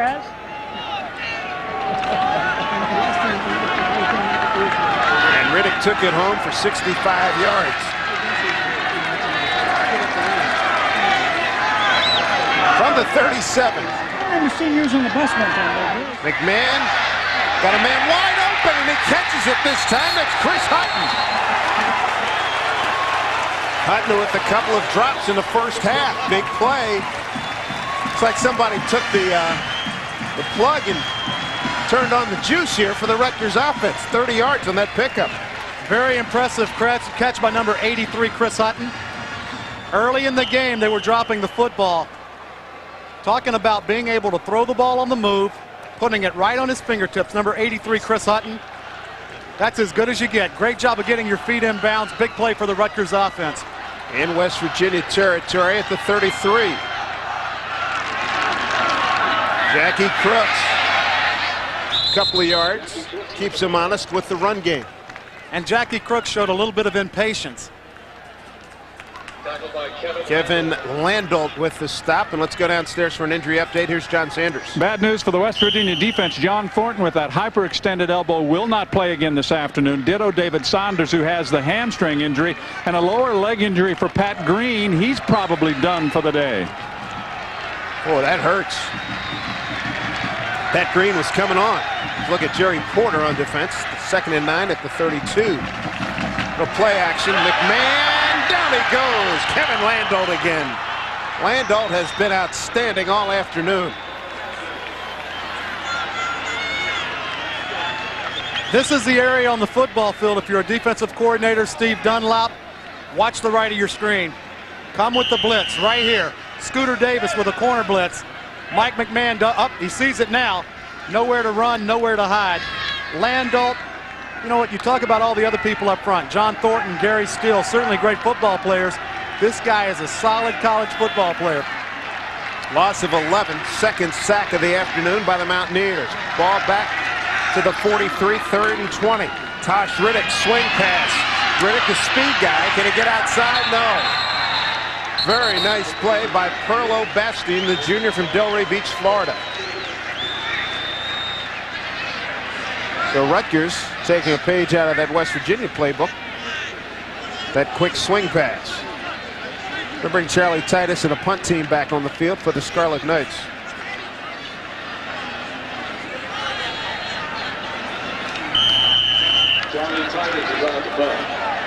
And you know what? We're talking field position. Titus, again, nice job in an emergency situation. West Virginia. Motion starting to get a little warmed up here. 25 yards on the punt. And this Rutgers football squad has put the excitement in a simple snap to the punter. Sean O'Hara, Terry Shea in total disbelief.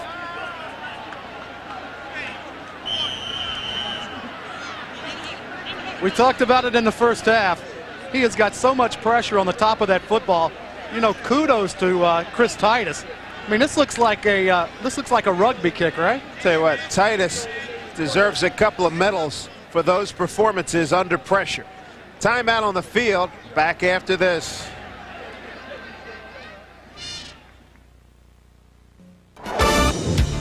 Back here at Piscataway. It's Rutgers trailing West Virginia 21-14. Talked to Terry Shea yesterday, asking him what he has to do to get his 3rd straight win today.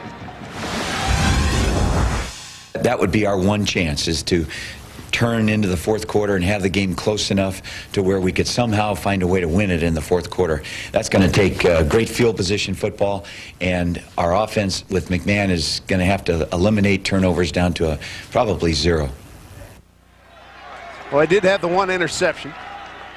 And right now, Rutgers only down a touchdown. Coming up in the midpoint of the third quarter. We've seen that before. And Antonio Brown can't handle it. Pass was intended for Antonio Brown. What'd you say? What's the count on those on that particular play, Jeff? Got to be about what, 7 or 8? That's about the 7th time. And Rutgers has adjusted to it. You see them, they're covering the slot guy. They're giving him a little bit of cushion, but as soon as he goes out in motion, they really close that ground. It's a tough throw for the quarterback. No huddle here by West Virginia. Right back to it again. And it's covered beautifully. Terrell Freeney. Fool me once, but it ain't going to happen again. And this is where you miss a guy like David Saunders. He was catching this football. Ivy was doing the blocking. Now the roles have been reversed. Bad job of blocking by Ivy. Right there. He misses the block. Freeney gets in front of him. Big play. Good figure about this no huddle. Fake it. Pump it deep. Foreman. No. Broken up by Garrett Shea at the 42.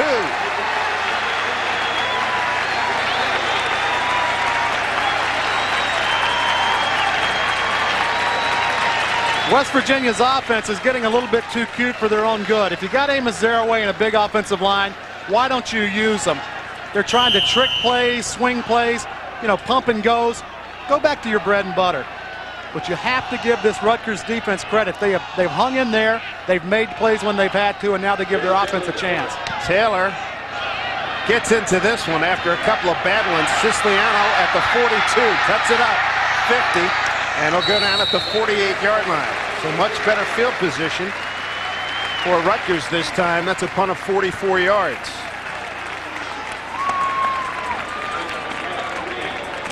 Well, starting in West Virginia territory this time. Dave, we talked about the gimmick plays. This is a perfect opportunity to run the reverse pass that we saw yesterday in the walkthrough. And let me tell you something. Bill Powell threw it from just about this exact same spot during the workout yesterday. Although Powell now is going to be flanked wide to the right bottom of your screen. If we see Billy Powell on the left side, watch out. You bet. Powell in motion. Crooks finds some running room. Oh, what a hit. What a hit. That was unload time by Jerry Porter. As they say in this part of the country, bada bing. Jerry Porter, 6'3", 215, delivering a crushing tackle. Last year was a wide wide receiver, had the longest catch of the year for this West Virginia offense. Big hitter in the secondary. Converted wide receiver and quarterback. 7-yard gain, 2nd down and 3. Delay this time. Crooks stumbles ahead to the 40. He'll be about a yard short. Stadium holds about 44,000. Pretty good crowd. Say it's about 25,000. When is the last time you've seen this many Rutgers fans on their feet and making that much noise? Let's go back a while. Last time they had 6 or more wins was the 92 season. They went 7-4. Rutgers 2 for 8 on 3rd down out of the I formation. Power eye, and did not get that play off. Seems like just when that prosperity goes, they get a wave going, and then somebody short circuits. Dead ball. False start on the offense. 5-yard penalty, 3rd down. So you have that play. You have the personal foul by Verduzco. Those are killers. But now you go from 3rd and 2 to 3rd and 7. I'm convinced Terry Shea, with the ball on this end of the football field, it's a little bit early to probably be in 4-down territory. You talk about field position, but this will be a big 3rd down if they can convert it. Note that Powell goes to the top of your screen, although he is rather wide, so I don't know if they'll do anything coming around this time, but this is the formation they ran it out of. Talking about the end-around pass. Quick pass, that's a play that led to an interception last time. Chris Hutton with the reception to the 32. Jerry Porter hitting. 14 yards on the pickup, and that's a 1st down for Rutgers. Steve Dunlop, the West Virginia defensive coordinator, coming with Barrett Green on the blitz. McMahon sees it, hits his tight end, You know what? This is blitz pickup. This is blitz read, and you're seeing the maturity of a young quarterback. Good day for Hutton. 4 catches, 77 yards. Gives him 28 catches on the season. From the 31 at the 6-minute mark. Jackie Crooks caught from behind by Gary Stills, and it's a good thing too, because Crooks, the motor was shifting into third gear. And we take a look at Gary Stills, our ESPN Plus Spotlight player, here in the second half. You know what? You do not teach this kind of pursuit and speed down the line. And the thing you have to really appreciate about this guy, we saw it earlier. They ran the same type of play and he cut back. He stayed at home. It's called instinct. 6 tackles on the day. From the 29, a second down and 8. They pick up the blitz. McMahon, no! He gets caught. Chris Edmonds. The first wave of the blitz didn't get him. The second wave, Edmonds was there. 3rd sack of the afternoon by the Mountaineers. Sometimes the best throws are never made. Good coverage downfield by number 4, Charles Fisher, the cornerback. McMahon's looking. We call this a coverage sack. Edmonds and Gary Stills wrapping up McMahon. These are the situations the Rutgers offense don't thrive in. 3rd down and long. Mountaineers came into the game today 2nd in sacks in the Big East behind Virginia Tech. 3rd down and 10 from the 31. Backside blitz. They roll to the right. McMahon got help. Throw. Caught. Andy Holland to the 16-yard line. Big play by McMahon to Holland. The drive continues. Gary Tompkins on the stop for the Mountaineers. 1st down, Rutgers. Spoke about it in the first half. Mike McMahon is an exceptional quarterback when he's running with the football, rolling out of the pocket. On the move. Why don't you go to your senior wide receiver, Andy Holland? These seniors are about to bring the curtain down in their Rutgers career. What better way than to upset West Virginia? 1st and 10 at the West Virginia 16-yard line as Powell goes in motion. Jackie Crooks tried to skate outside and brought down by Barrett Green and Chris Edmonds, number 41. This is Big East football. Good to have you with us from Rutgers Stadium in Piscataway. West Virginia Mountaineers and the Rutgers Scarlet Knights. I'm Dave Sims with Jeff Bostic and John Sanders. 3:49 to go and counting. 3rd quarter. And the electricity has definitely been turned on here. Rutgers trying to get a tie. McMahon back to throw. Got a man in the slant pattern. Picked off. It's intercepted. Pearl O'Bastine. Check that. Porter with the interception. And what a humongous play for West Virginia. He had Holland open on the slant. Just misfired. It's one of the few bad passes Mike McMahon has made this afternoon. Andy Holland has Jerry Porter beat. The ball is thrown behind him. Andy Holland, if you put the ball out front, it's 6 points. So 2nd time, McMahon has been intercepted this afternoon. He's got 11 on the season. That's a big one for Jerry Porter and West Virginia. Mike McMahon's 2nd interception of the afternoon. That ends a Rutgers drive that covered 4 minutes and 39 seconds. And what almost happens here, Mike McMahon goes to the right receiver. Hold it right there.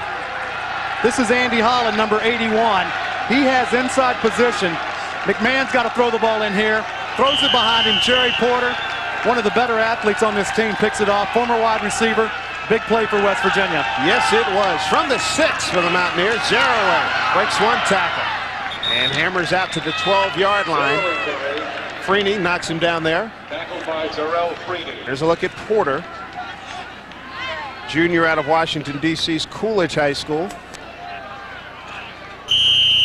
He had 21 catches and 117 tackles as a senior in high school, where he played quarterback, wide receiver, fullback, halfback, defensive and safety, and cornerback. My goodness. But look at the difference in total yards from the first half to the second half. Rutgers is dominating the 3rd quarter. Zeroaway, they make him cut inside. He picks up the 1st down. Gil Ross, number 19, forced Zeraway to cut it up, but then there was no pursuit. And Zeraway was able to move the sticks.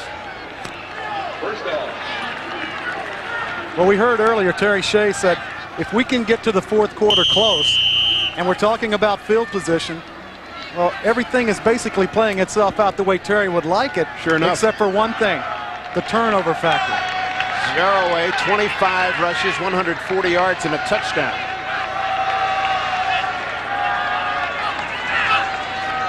And Mike Bell touches up, and that'll be a penalty against Rutgers. You can see he's got a problem. He's got all that hair in his face. Ball. You see that? Offside on the defense. 5-yard penalty. First down. Come on, you didn't wear your hair that long at Clemson? Well, I didn't wear it that long. See, right? He's just got one of those, you know, he's got like a mop down in his face. See right here? Right there. All that, you know, all that, I don't know. Your daddy probably wouldn't have let you wear your hair that long, You know what? We'll have to call him Mr. Sheepdog. Here's Zeraway trying to get outside. Boy, that looked like nothing. He turned that into a 5-yard gain. Zeraway showing why he's one of the best backs in the country. 7th nationally coming into today's game in rushing. Good crowd today here at Rutgers Stadium, 26,740. Right now a little stunned after the interception by Porter. Rutgers possession before that got off to a bad start on a personal foul. The field position indeed has been key. 1st and 10 from the 29 for the Mountaineers. Bulger's got time, got Ivy. Ivy right through his hands at the 45. That could have been a real big play. Freeney covering with Allen Davis. But West Virginia's been able to move the ball off the goal line, running the ball with Zeraway, controlling the clock. Now they go back to it. This is a difficult throw and a difficult catch. Number 8, Corey Ivy, looking back into that sun that is very bright. Tough throw, and it'd be even a tougher catch. 2nd and 10 coming up, 29-yard line.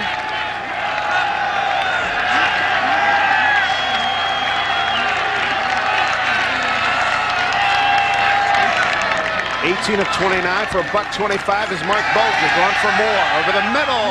Misconnects with Ivy, who shut it down, and Bulger was leading him and miscue right there. Brings up a 3rd down, and Rutgers defense asking for some help from the Rutgers crowd.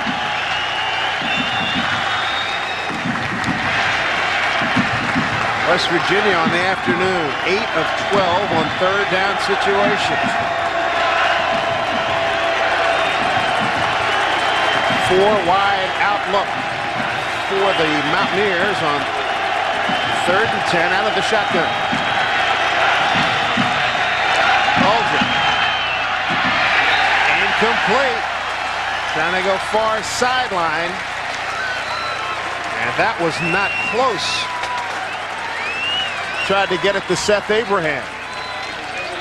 Brother Zach was a pretty good receiver here at West Virginia a few years ago. Taylor on for the punt. 44 yards, his last effort.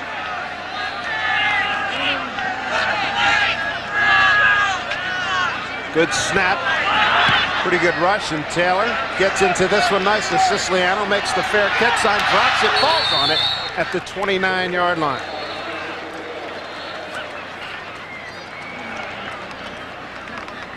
Punt covers 42 yards.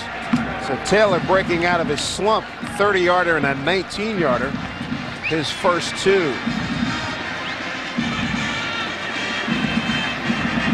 Siciliano, not the usual punt returner. Reggie Stevens generally back there. Total yards per half, been an all-Rutgers show here. There's the big number right there, Dave. Only 41 yards by Rutgers in the second half. And you have to give Rutgers a lot of credit. Their offense coming out, big play offense to start the 3rd quarter. 65-yard touchdown to Riddick is the big key. They scare up most of that 147 yards. Holland in motion. There's Crooks. Straight up the middle. Gary Stills goes for a ride. Number 54, Carlton Forbes. The nose tackle was in. Actually, Carlton now playing at the right tackle for John Thornton.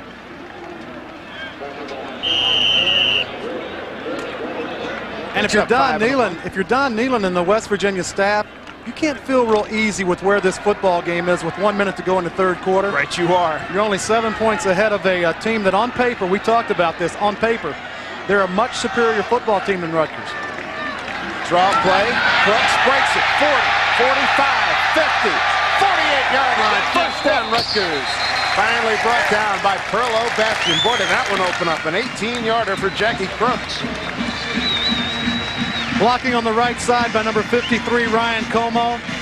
Their right guard, the All-Big East name of the year, Iasefa Hua'auli. That is no mispronunciation. And Jackie Crooks finds a big area and makes a big gain. Iasefa Hua'auli from Hawaii, from Radford High School. Did a good job. Into West Virginia territory, 30 seconds to go. I wonder how long it was before he could pronounce his name. Surprised he doesn't go by Butch. Pump and go. Right into Gary Stills. Loose ball. Rutgers falls on it. Gary Stills. Boy, what a wrecker he is. The recovery by Mike DeLucia. But McMahon was going for a pump and go. Fourth sack in the afternoon by West Virginia.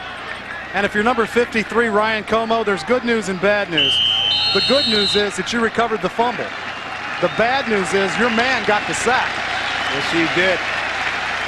Rutgers showing some offensive life here in the third quarter. As we take a timeout, it's 21-14 West Virginia. And we'll be right back. Everybody to the start of quarter number 4 here at Piscataway. West Virginia leading 21-14. Before we start the fourth quarter, let's go to John Sanders.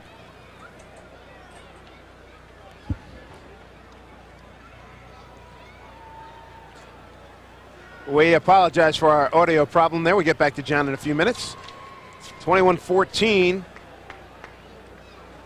The West Virginia Mountaineers leading, but I tell you what, they are holding on, Jeff Bostic. There's an eerie feeling over the stadium, Dave. It's almost as if you can sense that Rutgers is somehow going to pull this game out. Look into the eyes of Gary Stills. Second down and 16 from the 46. Here's Powell in motion. McMahon flushed, got rid of it, and almost picked off. Kyle Caden had a better chance of catching that. Edmonds and Stills met up at Mike McMahon and loaded on him. Stats through the third quarter. Passing yards, Rutgers really getting it done there. They're the 6th best passing team in the Big East, 67th in the country, while West Virginia's 1 and 16th nationally. And this is where Rutgers wanted to be. They wanted to be close in the fourth quarter. They're certainly within striking distance. McMahon did a great job on the last play, not taking the sack and making this third down conversion even longer. Antoine Lake, number 87, good pass rusher, got 3 sacks on the season. McMahon steps up. In trouble. Oh, look out. Oh, man, he was set up for that hit, and Barrett Green tattooed him. Oh, when you're hung up like that, you got to get down. 5th sack of the afternoon by the Mountaineers. One that Mike McMahon's going to remember for a long time. Take a listen, folks.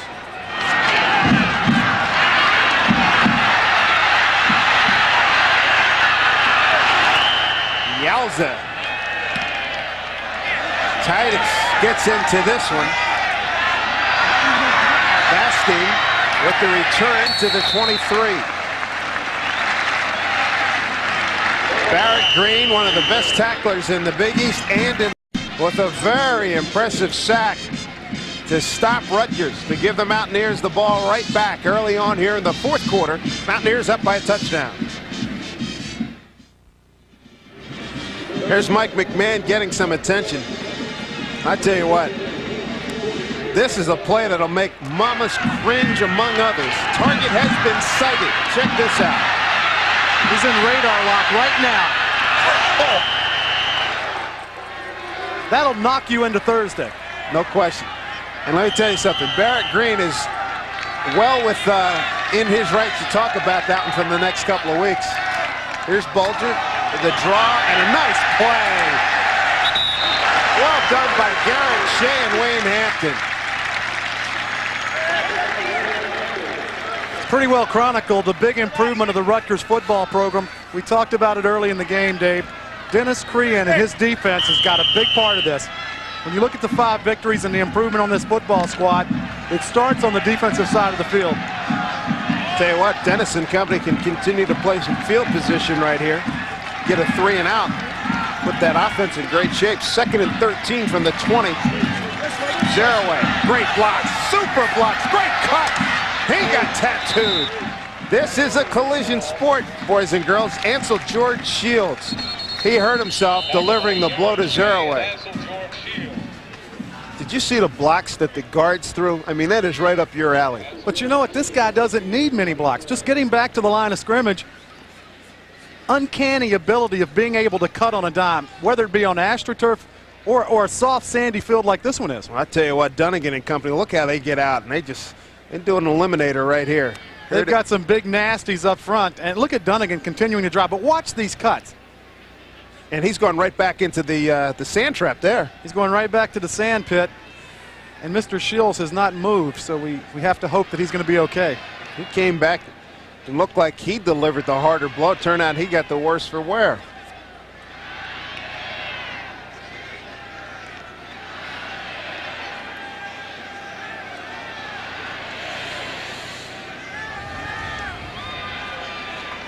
Ansel George Shields getting up. Let's take a look at the Bowl Championship Series. Make sure you log on to ESPN.com for all your BCS information. Next week's rankings will be released Monday. Check it out. Tennessee, UCLA, Kansas State, Florida State, and Florida, this week's rankings. And a lot of that could change today with so many big matchups. And I don't understand why UCLA continues to be so high. They've struggled with teams that have far inferior records. Strength of schedule is the thing that's carrying them through right now. 3rd down and 8. Out of the gun come the Mountaineers. Ball at the 25-yard line. Bulger underneath. Reception, no. Dropped by Foreman. The hit by Jabari Moore. Just what Rutgers needed. 3 and out and a punt. And Don Nealon, as he was going to half, was talking about the emotion. Didn't think his team was really stoked. I think that's still the case. And I'll tell you what, if you look at this Rutgers team, they are bubbling with emotion right now. This would be a huge win for this program.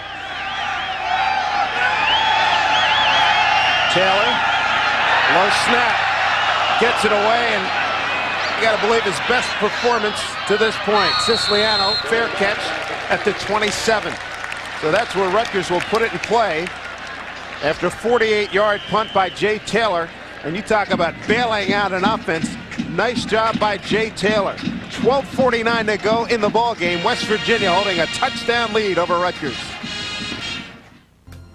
Noisy 26,740 here on hand at Rutgers Stadium. Let's go down to John Sanders. Well, that crowd includes some West Virginia faithful. You remember Philadelphia and the team of destiny where we had to have some stand-ins because some of the guys couldn't come because his girlfriend wouldn't let him? Well, they're all here. And believe me, he has not heard the end of that, Jeff, and he blames a lot of that on you. I have a real problem with any young man who's not married and he's getting dictated to early, okay? You got to set the standard early, right? He did not pass the test. He's not going to be one of the boys, is he? 1st and 10 at the 27. Jackie Crooks to the 31.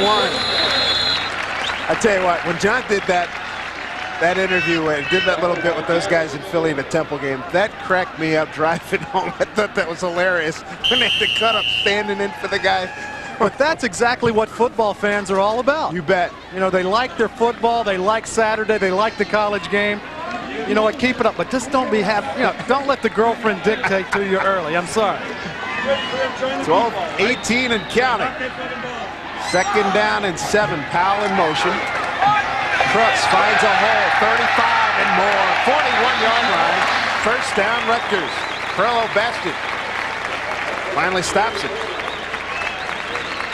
Tell you what, the other thing that John talked about, West Virginia fans, I am always impressed with West Virginia and how they travel, folks, following their football team around the country.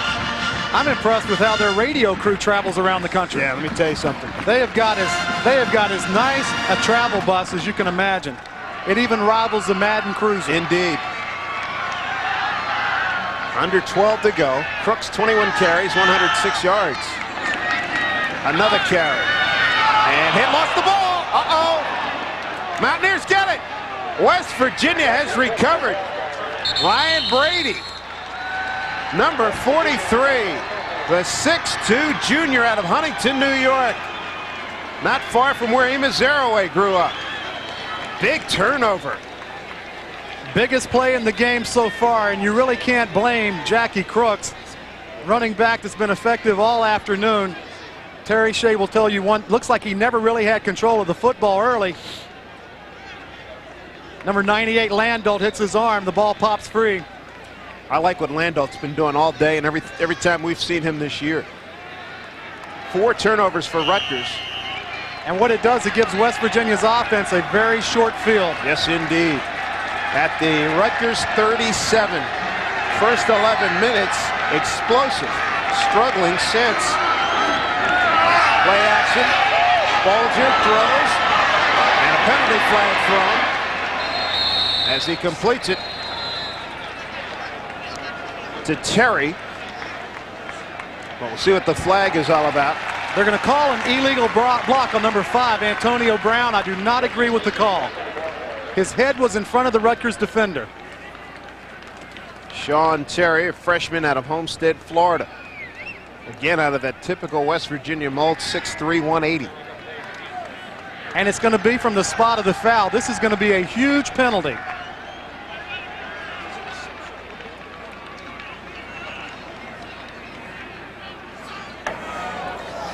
Illegal crack black block on the offense. 15-yard penalty from the spot of the foul. First down. That's huge. We did see those right in front of us. But I tell you, I do not agree with the call. Antonio Brown is probably going to get chewed out when he hits the sideline. When they watch this tape, the coaches will probably fall in his corner. Bad call by the officials. There's a humongous break here for Rutgers. First and 32 from the West Virginia 41. This after this drive started at the Rutgers 37. Here's your penalty story. Bolger hands it to Zaraway. Zaraway, big cut. He may be able to get it all here. 40, 35, 30, 20, 15-yard line. Amos Zaraway. That was an All-American performance.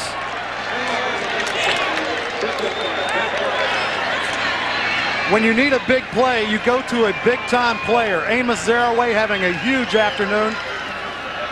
Who would have thunk on first down and 32, West Virginia can pick up the first down. You're not going to arm tackle this guy. Coming right into your living room. Look at the guns on this guy. And leg drive, Ben Martin, number 29, with a touchdown-saving tackle. 46 yards for Amos Zaraway. My goodness, under 11 to play. Swope gets a carry. They found something running right side. They're just unloading now. The offensive line said, hey, enough of this. Tackled by Mike Bell. Alvin Swope, we saw him at Temple. He averages 6 yards a carry. Let's look at Solomon Page, junior from Pittsburgh. But give a lot of credit to that O-line the last 2 plays. Let's go. And that's what they're saying. Big East football, West Virginia Rutgers. Great to have you with us. I'm Dave Sims, Jeff Bostic, and John Sanders. Mountaineers making a run here. Nice cut by Swoop, but Ben Martin again on the stop. That's 2 plays in a row and a couple of plays in the first half where we saw Ben Martin was the last guy, and he did get the job done. And we, at halftime, you know, we take care of ourselves. We go upstairs and eat. And let me compliment Rutgers University. They put out quite a spread. We saw George Martin, who used to play for the New York Giants, who gave me concussions. And I'm probably more impressed with George's parenting than I was his football play. His young man is exceptional. Yes, indeed. 9:30 to go, 3rd and 3. Mountaineers knocking on the door. Play action. Man's open. Touchdown, Mountaineers. It's Anthony Becht. Bulger to Anthony Becht. That could be the backbreaker right there. Anthony Becht with his 3rd touchdown and his first catch of the afternoon. 3rd touchdown of the season for Anthony Becht. And that's the play, the naked, that they used to beat Syracuse last week. And it's really all set up by Mark Bulger's ball fake. The big key, West Virginia's taking advantage of a Rutgers turnover. Point after by Taylor is on the money. And West Virginia with a huge statement right there. 9:33 to go. They convert a Rutgers fumble when Rutgers was threatening to tie the ball game up. Anthony Becht on a touchdown catch for Mark Bulger. Makes it 28-14. Into a touchdown. Issue time remaining. Rutgers got to get moving quickly. Screen pass. Crooks had it, dropped it. Tell you what, he had drawn a lot of attention too. Chris Edmonds was closing. Ryan Brady, Kyle Caden. A lot of folks were coming in. Pittsburgh continues its down season, losing to Boston College. Florida rolling on South Carolina. Wisconsin moments away from its first loss. A&M, top 10 team. Penn State is a big leader there. 2nd and 10, 27. McMahon out pattern, heck of a catch. A layout by Chris Hutton. Well done.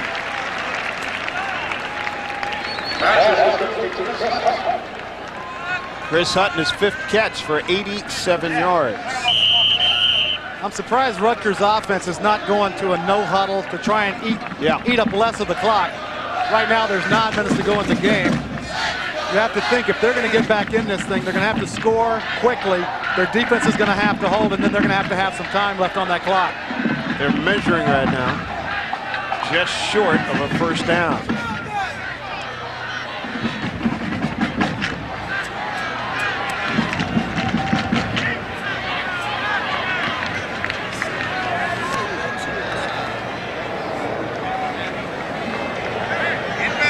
Thomas to Joseph and crew, administering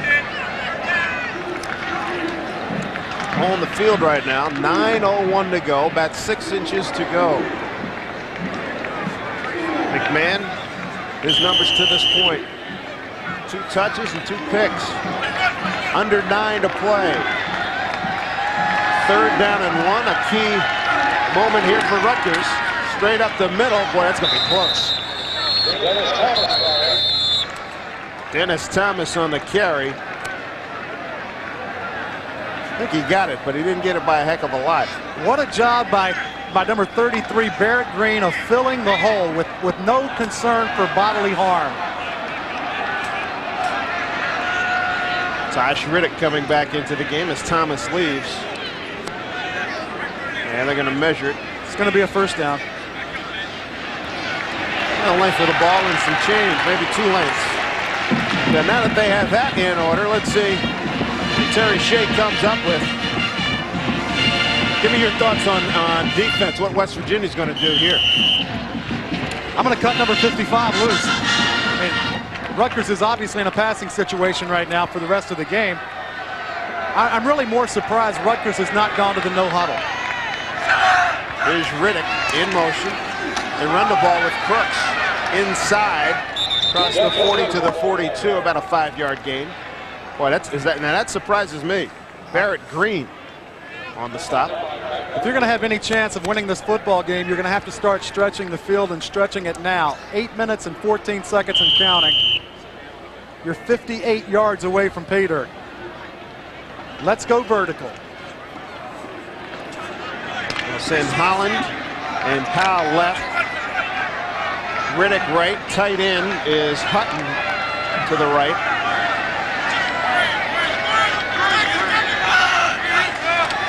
Here's McMahon. Stills.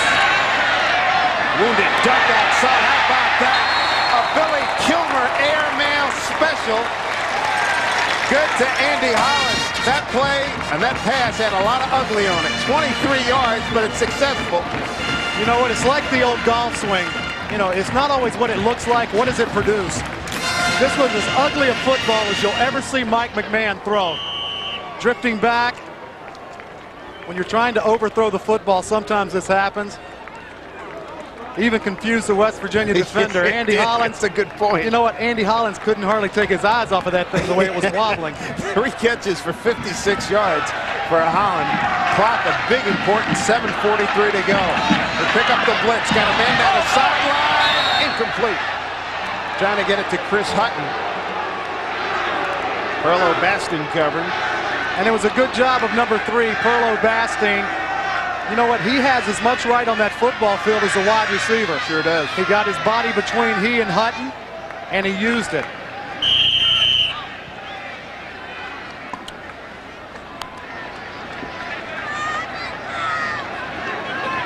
Jermaine Robinson comes in at running back, number 2. He joins Crooks, Holland, and Powell to the right. 2nd and 10 at the 35 for Rutgers. That's Powell in motion. Play action. McMahon in trouble. Down he goes.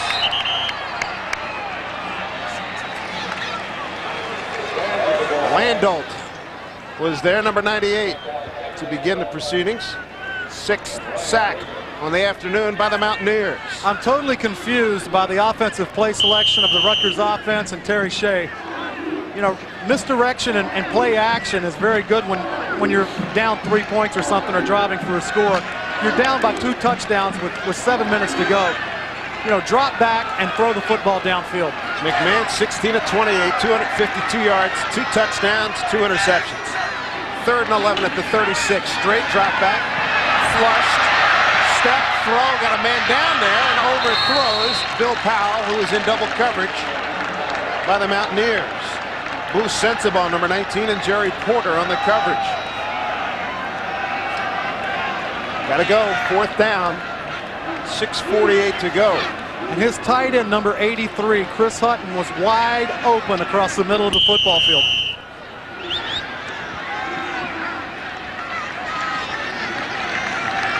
West Virginia Mountaineers, 2-2 in the Big East, 5-3 overall. Rutgers 2-3 in the Big East, 5-4 overall. There's your 4th down numbers. Terry Shea and the Scarlet Knights need this one. Don't be surprised to see West Virginia blitz. Holland in motion. Blitz, screen. Holland had it. He's got it, but it'll be way short of a 1st down. Had it on the bobble. It's going to be about 5-6 yards short. So Rutgers turns it over on downs. They drove from their own 27 to the 30-yard line of West Virginia. A good call by the West Virginia defensive coordinator, Steve Dunlap, bringing the blitz. What does that do? It makes the Rutgers wide receivers break off their routes. McMahon hits him. They figure we'll give you a 6 or 7 yard gain. We'll take possession of the ball. The Mountaineers take over. 4-18 today. And that's some run, 18 straight games, 6:41 to go. Going to be in the Zeraway show now. Oh, he's special. He is absolutely special. Another 1st down for West Virginia.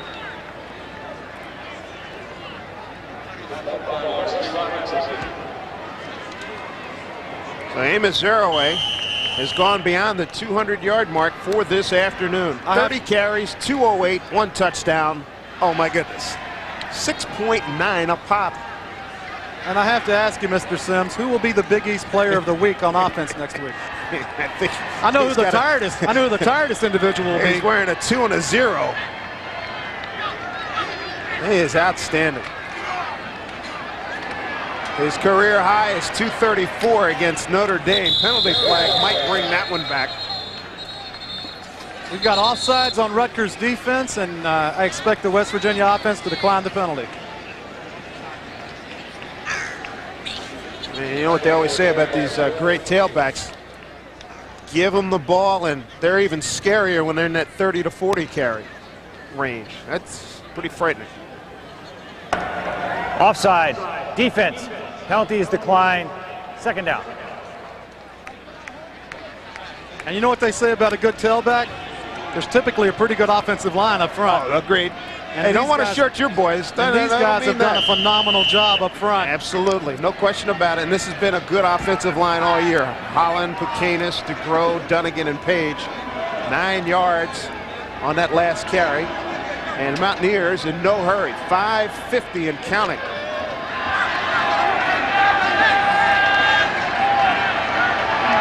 Foreman and Ivy go wide right. Fullback gets the call. Green.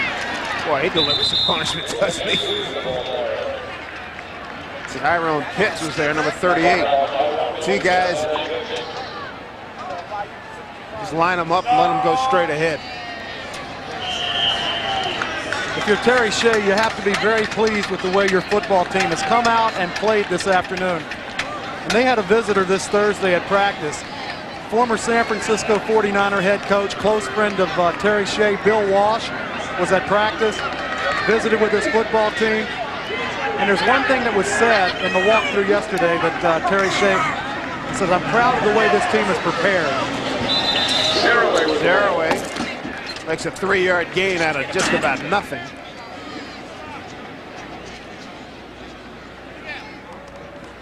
Tackled by Wayne Hampton and Wesley Robertson. Amos Zeraway, legendary proportions at West Virginia. And with all these numbers, let's state the obvious. He's only a junior. Yeah, is that wild? 32 carries for 221 right now. The big thing is, does he come back to West Virginia next year for his senior year? Everybody in West Virginia with their fingers crossed on that one. There he goes again. Nice cut. To the 35. He's close to a first down. I believe he's got it. 6 yards on that carry.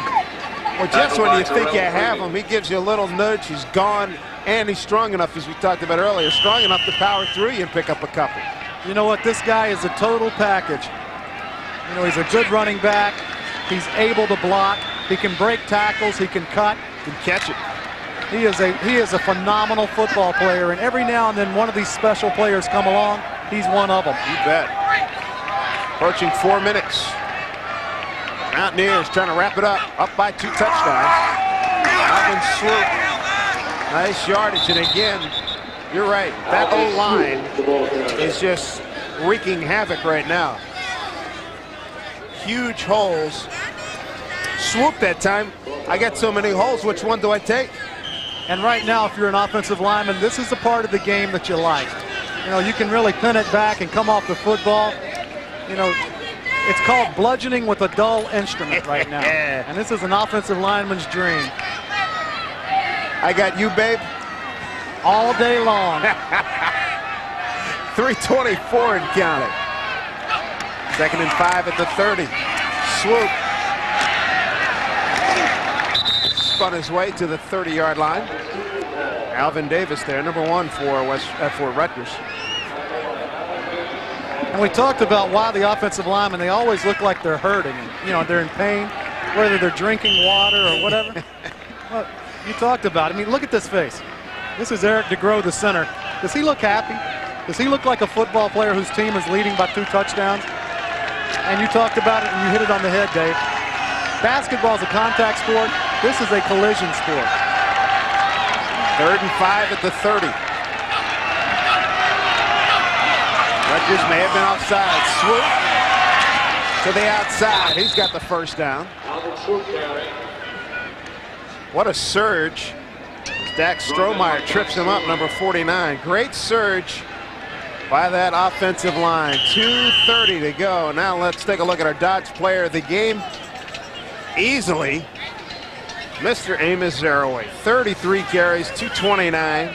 Third 200-yard game of his career. He's in. He's going to add to that total.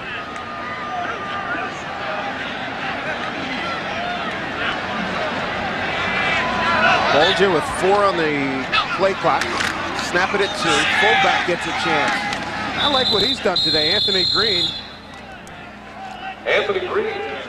Got the first score of the afternoon. Make it 7-0 West Virginia. They added another touchdown on the second possession in the game. 14-0 lead. 21-7 at the end of the half. Rutgers with a nice move in the third quarter to make it close. I thank our stage manager, Steve Kaiser, stats, Rich Freesia, and John Lombardo, and our spotter, Chad Holland. Great working with these gentlemen during the course of the season.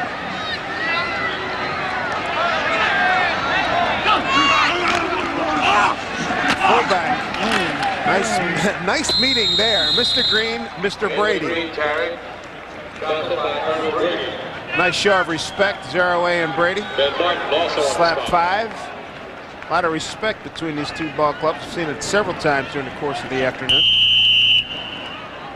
Mountaineers headed for win number 6. They'll go to 6-3 overall. More importantly, 3-2 in the conference.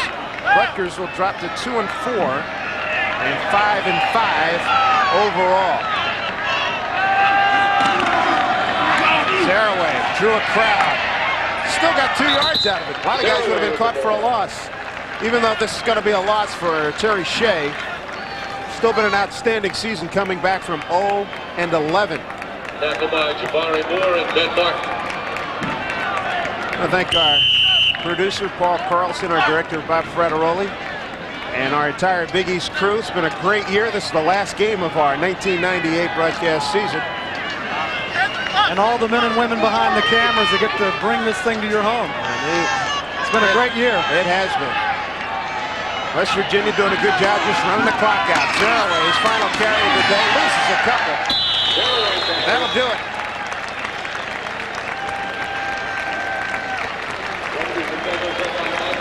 Outstanding performance. One of the best you'll see by Amos Zeroay as Don Nehlen's West Virginia Mountaineers are 7 seconds away from a 2-touchdown victory. And how fitting is it that on his last game as a Scarlet Knight, number 11, Aaron Brady, makes the tackle to end this football game. Indeed. Zeroay, 34 carries, 228 yards and a touchdown. Dominating performance. The offensive line deserves big kudos as well. 6.7 yards per carry. That is marvelous. McMahon, final play of the game. Hitch and go coming up here. Crooks. And Brooks throws it. One of the linemen gets it. Pua Ali gets it, and that'll do it. The West Virginia Mountaineers come through with a 28-14 lead over the Rutgers Scarlet Knights here in Piscataway. We'll be back for final thoughts right after these messages.